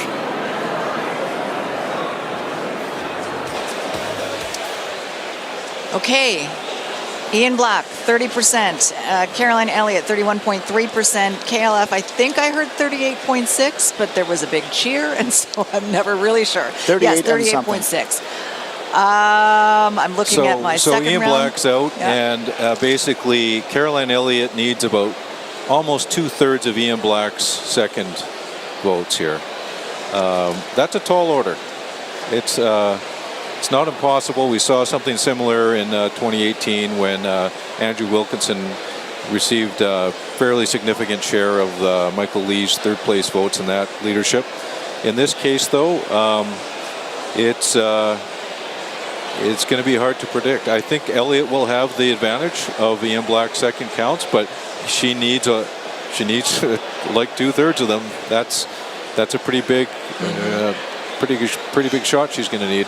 Yeah, Dylan? I was going to say, Sophie, for Kerry-Lynne Findlay to pull ahead, I think definitively she had to be above that 40% mark in this round. She was just under that at 38%. So they're not making it easy for us here to predict what's going to happen. But I'd say to comfortably be ahead, she would have had to cross that 40% threshold. All right. They're bringing these results in fairly quickly now that they're doing it. So I expect we'll get them in the next couple of minutes. But we may... Oh, okay. Yeah, it's getting down to the wire here. As you said, they're not making it easy for us. Ben O'Hara-Byrne is out on the floor with our Richard Zussman, and we talked with Richard a little bit earlier about strategy, and it was all about the strategy of these second and third place votes. Ben, Richard. Yeah. Richard we and I were just talking before this about what this means. And interestingly enough, things sort of broken for one candidate over the other. I mean, we don't know yet. We don't know where Ian Black's votes are going to go, but things are looking pretty good for Kerry-Lynne Elliott. Yeah, they sure are. I think we have to assume that a lot of Ian Black's votes will go to Kerry-Lynne Elliott. Kerry-Lynne Findlay needed more votes following Yuri Fulmer, and she just didn't get it. So we'll see. Like, there's this phenomenon that Ian Black voters just said, I'm not going to vote for a third choice. I don't want Kerry-Lynne Elliott. I don't believe it to be true. I think there's a lot of parallels between those candidates. They have that similar background with the BC Liberals. We'll see what happens. I think this is looking very, very good for Kerry-Lynne Elliott. I mean, interestingly how this is broken down, because I think a lot of people predicted a close race, but this is going to end up being a very close race between two women. Yeah, it reminds me a lot of what we saw when Andrew Wilkinson became the leader.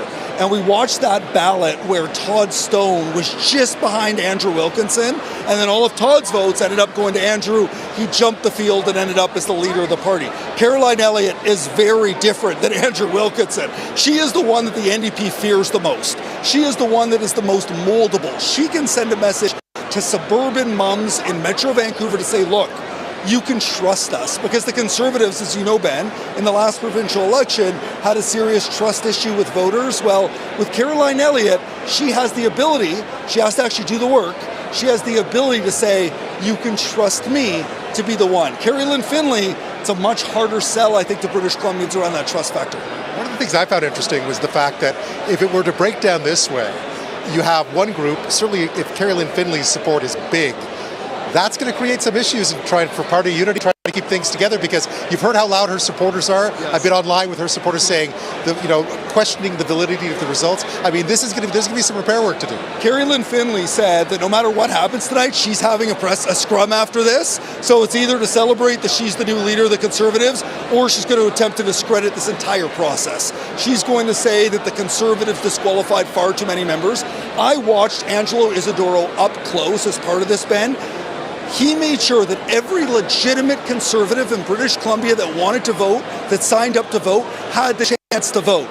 Those that got disqualified in all of that, that was because they were done illegally. They were not part of the actual process to have Conservatives vote. Kerry-Lynne Findlay's going to try to discredit this if she ends up losing. I think the Conservatives should be proud about the way that they actually ran this race. I wasn't surprised that Peter Milibar was the first off. I mean, elected MLA, had lots of support within the Conservative caucus. It seems like it wasn't enough, but it's going to be interesting because he's the one member in this race who's actually an MLA, so we're going to have a leader who's not part of that caucus. A huge question, right? And so what does that look like? Does Trevor Halford keep doing that job as leader of the official opposition in the House?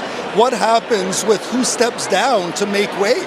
Kerry-Lynne Elliott didn't have a huge number of supporters in caucus, and in opposition it's much harder. As you know, in government it's easy, right? You promise them some sort of fancy position somewhere overseas or somewhere running a board here in British Columbia. When you're in opposition, you have nothing to offer. So what do you say to an MLA to convince them to step down?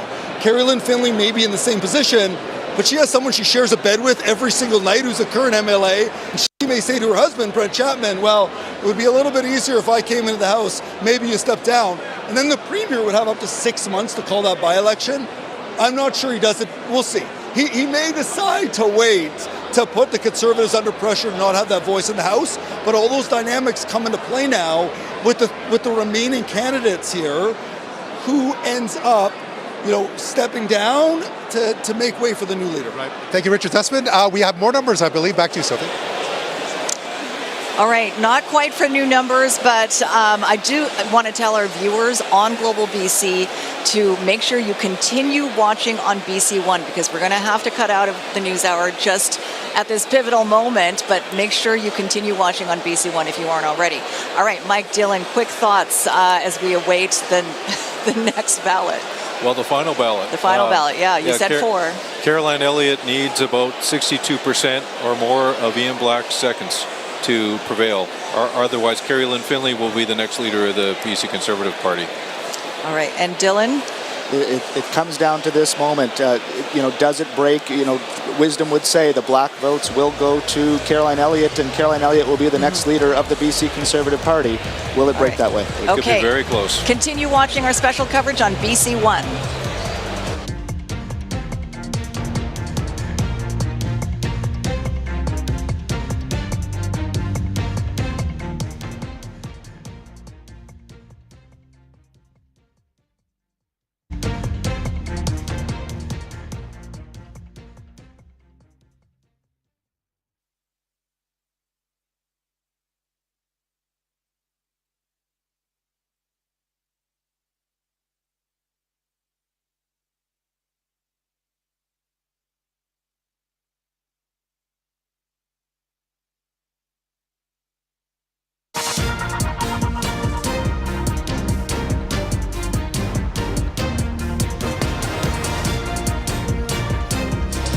And the final ballot. Let's go to the podium with Angelo Isidoro.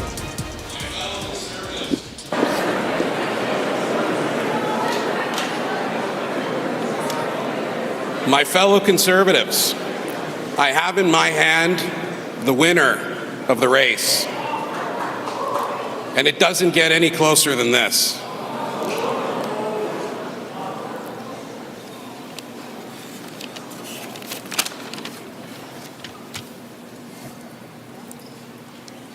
The individual in second place has 4,514 points, 49%.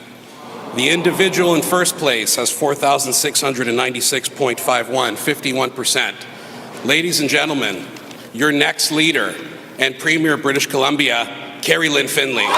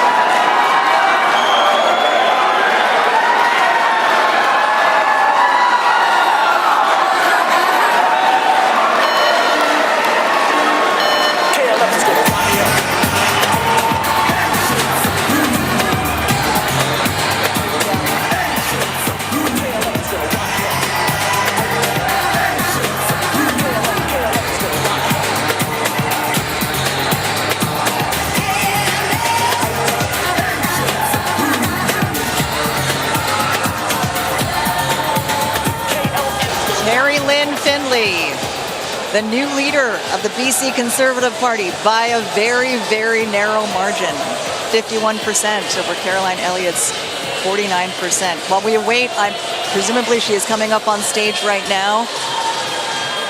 Huge cheer from the front of the room. I did see some folks sitting in the back of the room not looking super happy. This is a political earthquake. This is frankly a shocking result. I don't think anyone could have expected this in January. But when the race started, but clearly she found her voice that connected with the grassroots of the Conservative Party. Give her due. Lots of people wrote her off, and she found a way to win. If you were to have said in January when this race started that Kerry-Lynne Findlay would be the next leader of the BC Conservative Party, I don't think anyone would have believed you. Shocking result. Right. There she is, the new leader of the BC Conservative Party.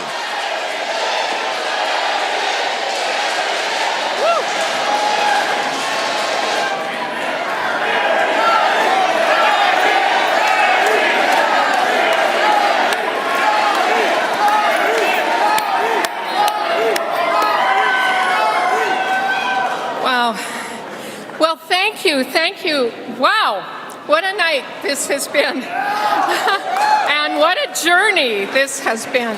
I first want to thank all the other candidates who love British Columbia like I do. I know that. So I want to thank each and every one of them for putting their names forward and being part of the future of British Columbia. Thank you to all of you.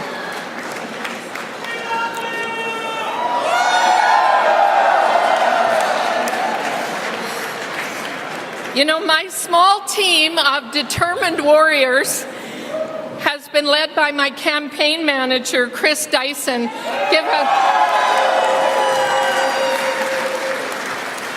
And bolstered by so many MLAs who endorsed me and worked in their own communities. Give yourself a hand, you MLAs who endorsed and supported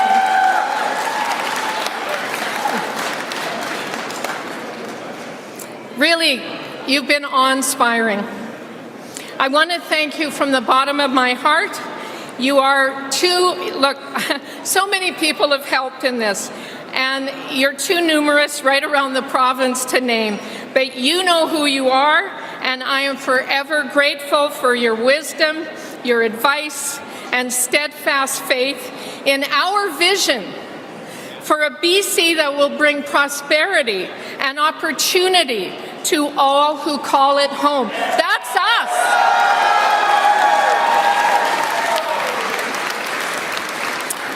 Next, I want to recognize my husband, Brent Chapman.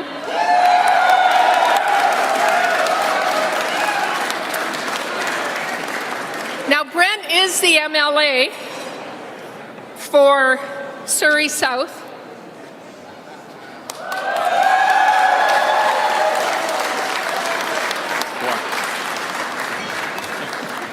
But long before that, and since, he has been a source of never-ending love and support to me.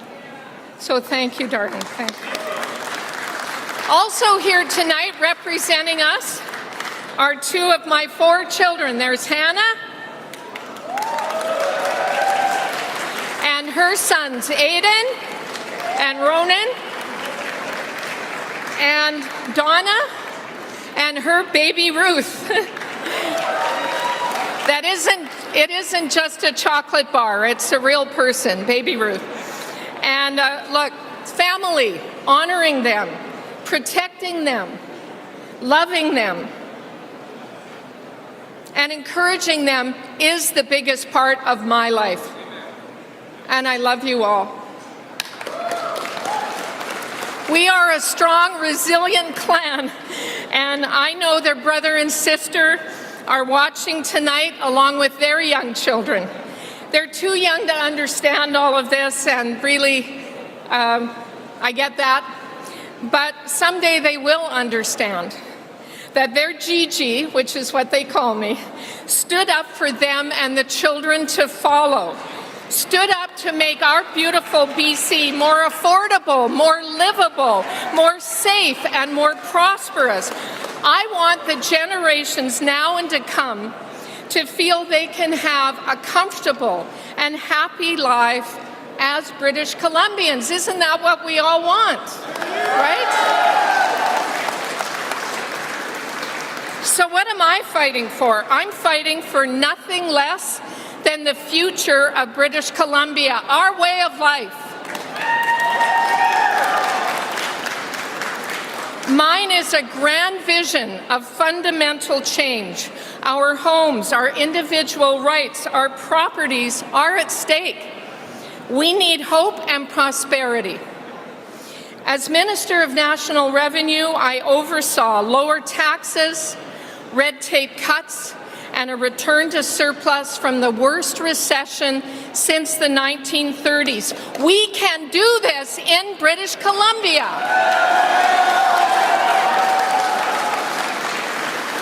Our province will become strong. Good-paying jobs, modern infrastructure, resource wealth, and opportunity that has been blocked by the NDP. We can be a powerhouse in our nation, a powerhouse no longer denied by Eastern and global elites, predatory foreign nations, and our own Constitution. NDP radical ideology has devastated property rights, backroom side agreements, and the NDP's economic vandalism has to end. A Findlay government will negotiate in the open, will bring clarity and certainty, because that is what unleashing our natural resources, attracting investment, keeping our professionals practicing without censorship, and promoting freedom demands, and will deliver. British Columbians deserve this, and we will no longer be seen as irrelevant in interprovincial and international trade and commerce. Make no mistake, I am fighting for our sovereignty, for our home. I will unify and take the fight to grassroots British Columbians who've had enough of being pushed around. I am leading to take this province back, speaking up for all, finding solutions that last, where hard work is respected. Less government, more freedom, powerful Western alliances, dealing effectively with the tough issues we face daily, violent crime, drugs, chaos, and disorder in our neighborhoods. Right down the street here when we came in tonight. It's all within our grasp. Lower taxes, safer streets and communities, protecting our children, and putting parents and families as a priority. Clear policy commitments, disciplined messaging, public safety taken seriously again, economic decisions that prioritize small business. And when the time comes, and I'm looking at all the MLAs now, when the time comes, real campaign support for our excellent MLAs and candidates. Does that sound exciting?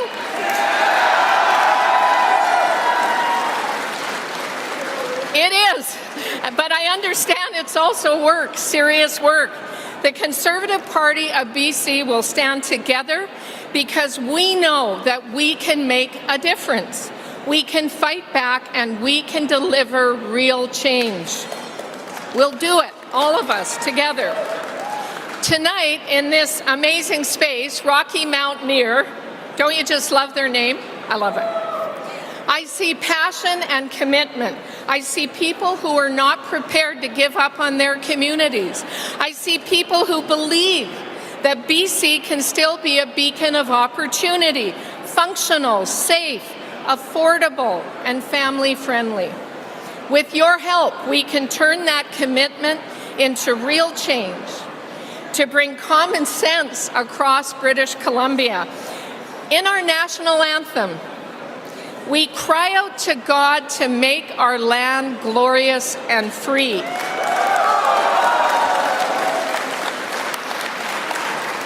Free people making free choices and free speech in a free enterprise market economy where hard work is rewarded and we are not crushed by socialist overreach that wants to dictate literally what we think, what we believe, what we can say, and who we associate with. I'm asking you now to donate and volunteer. Volunteer some time to our win. Faith, family, and freedom. That's what it's all about. And truly. And I can't wait to get started. God bless British Columbia and God bless all of you. Allons-y! Let's go! Thank you. Thank you. She just said allons-y. She knows she's not in Ottawa anymore. All right, Kerry-Lynne Findlay, 51%. Fiery speech to the party faithful here. Sophie, BC politics never disappoints. BC politics, folks, you gotta love it. Only in BC. Look, Kerry-Lynne Findlay's message to the party and the public has been very clear. This is not a coalition party. This is the BC Conservative Party, and she'll be fashioning it in the Conservative image. Okay, we're just the camera's still on stage right now. You can see the Conservative caucus members are gathering for a class photo with their new leader. There they all are. See Peter Millibar behind her. I need to put my glasses on so I can see that. Peter Millibar is on stage with her. He is on stage, yeah. All right, well, while they gather for their photo, let's talk about caucus unity. Well, let's talk about Kerry-Lynne Findlay for a second here. Cabinet Minister in the Stephen Harper government, 71 years old. You know, no one gave her much of a chance. She led it from pillar to post on this. It's a tremendous victory for her. Mm-hmm. It shows the strength of the grassroots movement that she harnessed. Mm-hmm. She defied a lot of conventional wisdom. She took on the professional political class and defeated them in convincing fashion. Even though it's 51-49, she led all the way through. You know? And I said earlier on the broadcast tonight it was outsiders versus insiders, and it turns out there's more outsiders. Yeah, and there's the other leadership, well, some of the other leadership candidates are on stage as well. Caroline Elliott, Peter Millibar, I'm not sure if the others are on stage as well.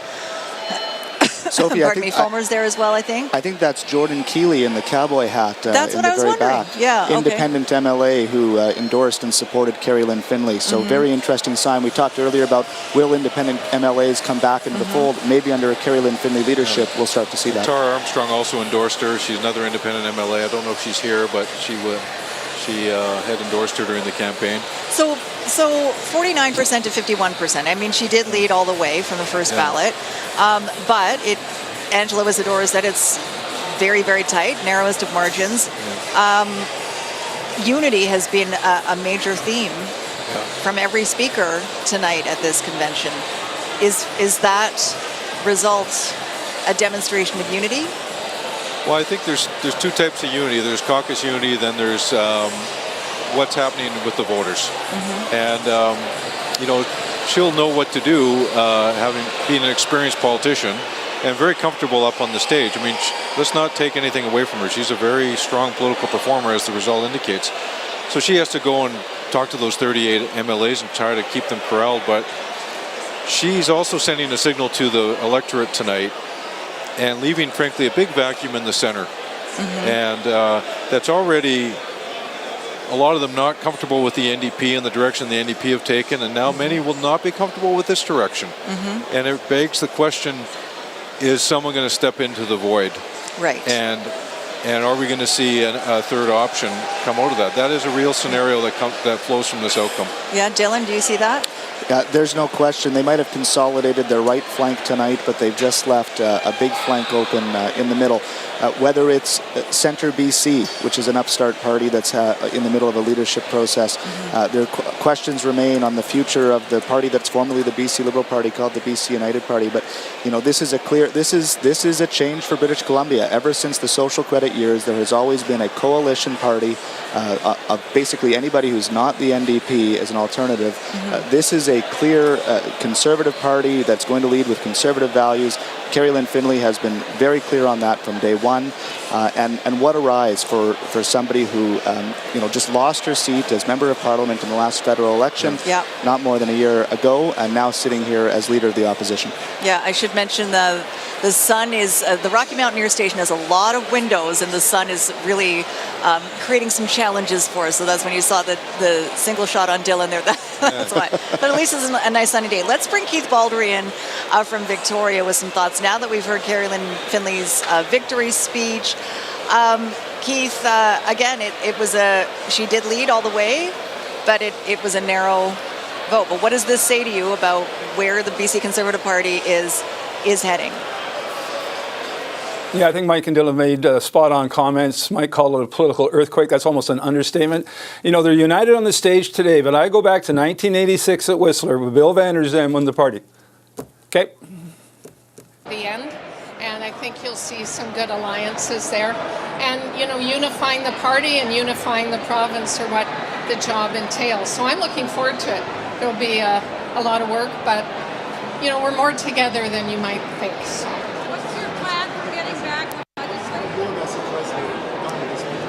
What about your message resonated to allow you to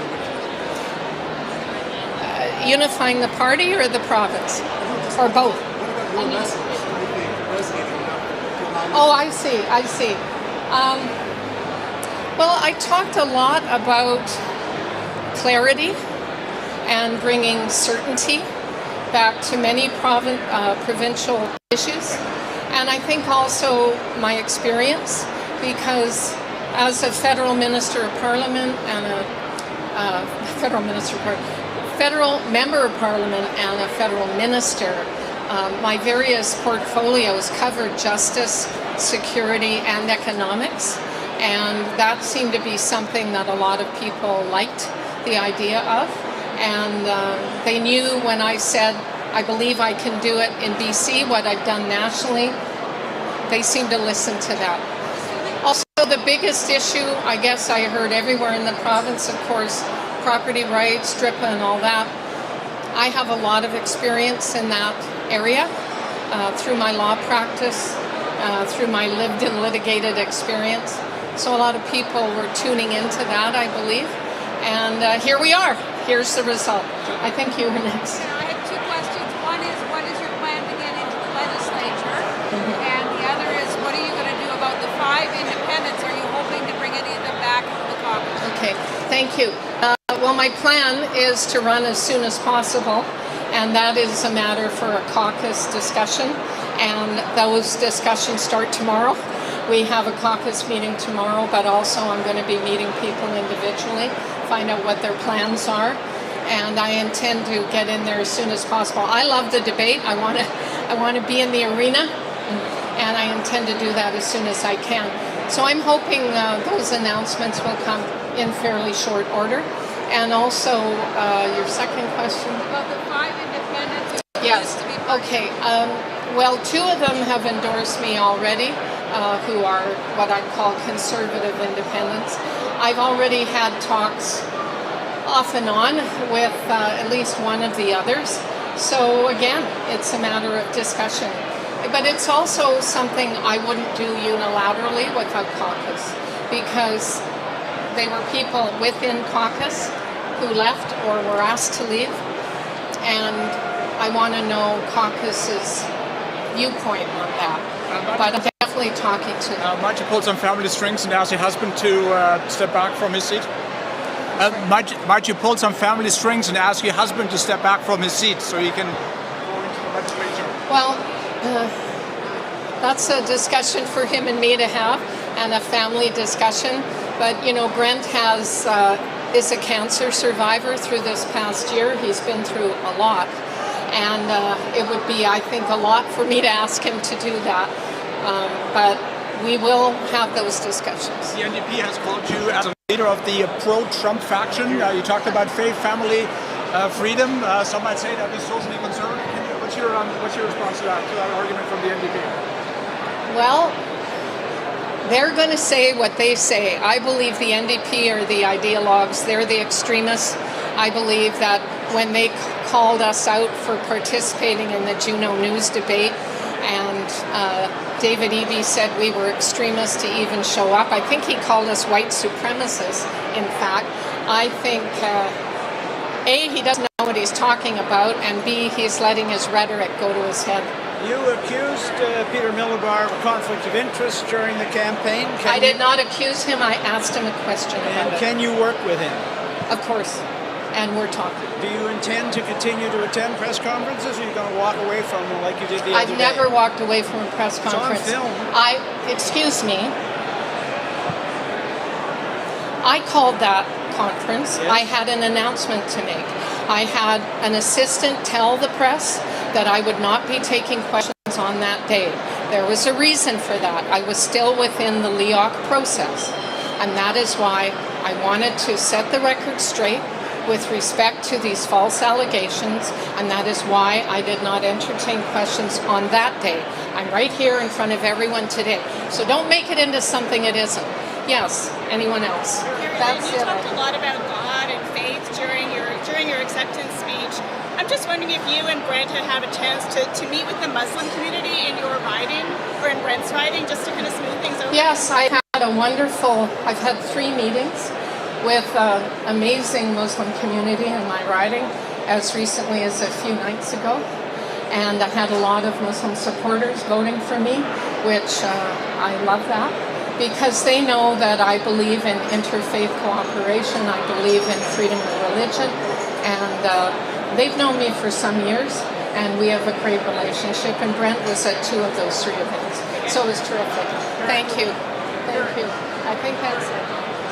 Thank you very much. Thank you. All right, Kerry-Lynne Findlay taking questions from reporters, getting a little spicy at times when asked about why she didn't take questions at a press conference in the last days of the race.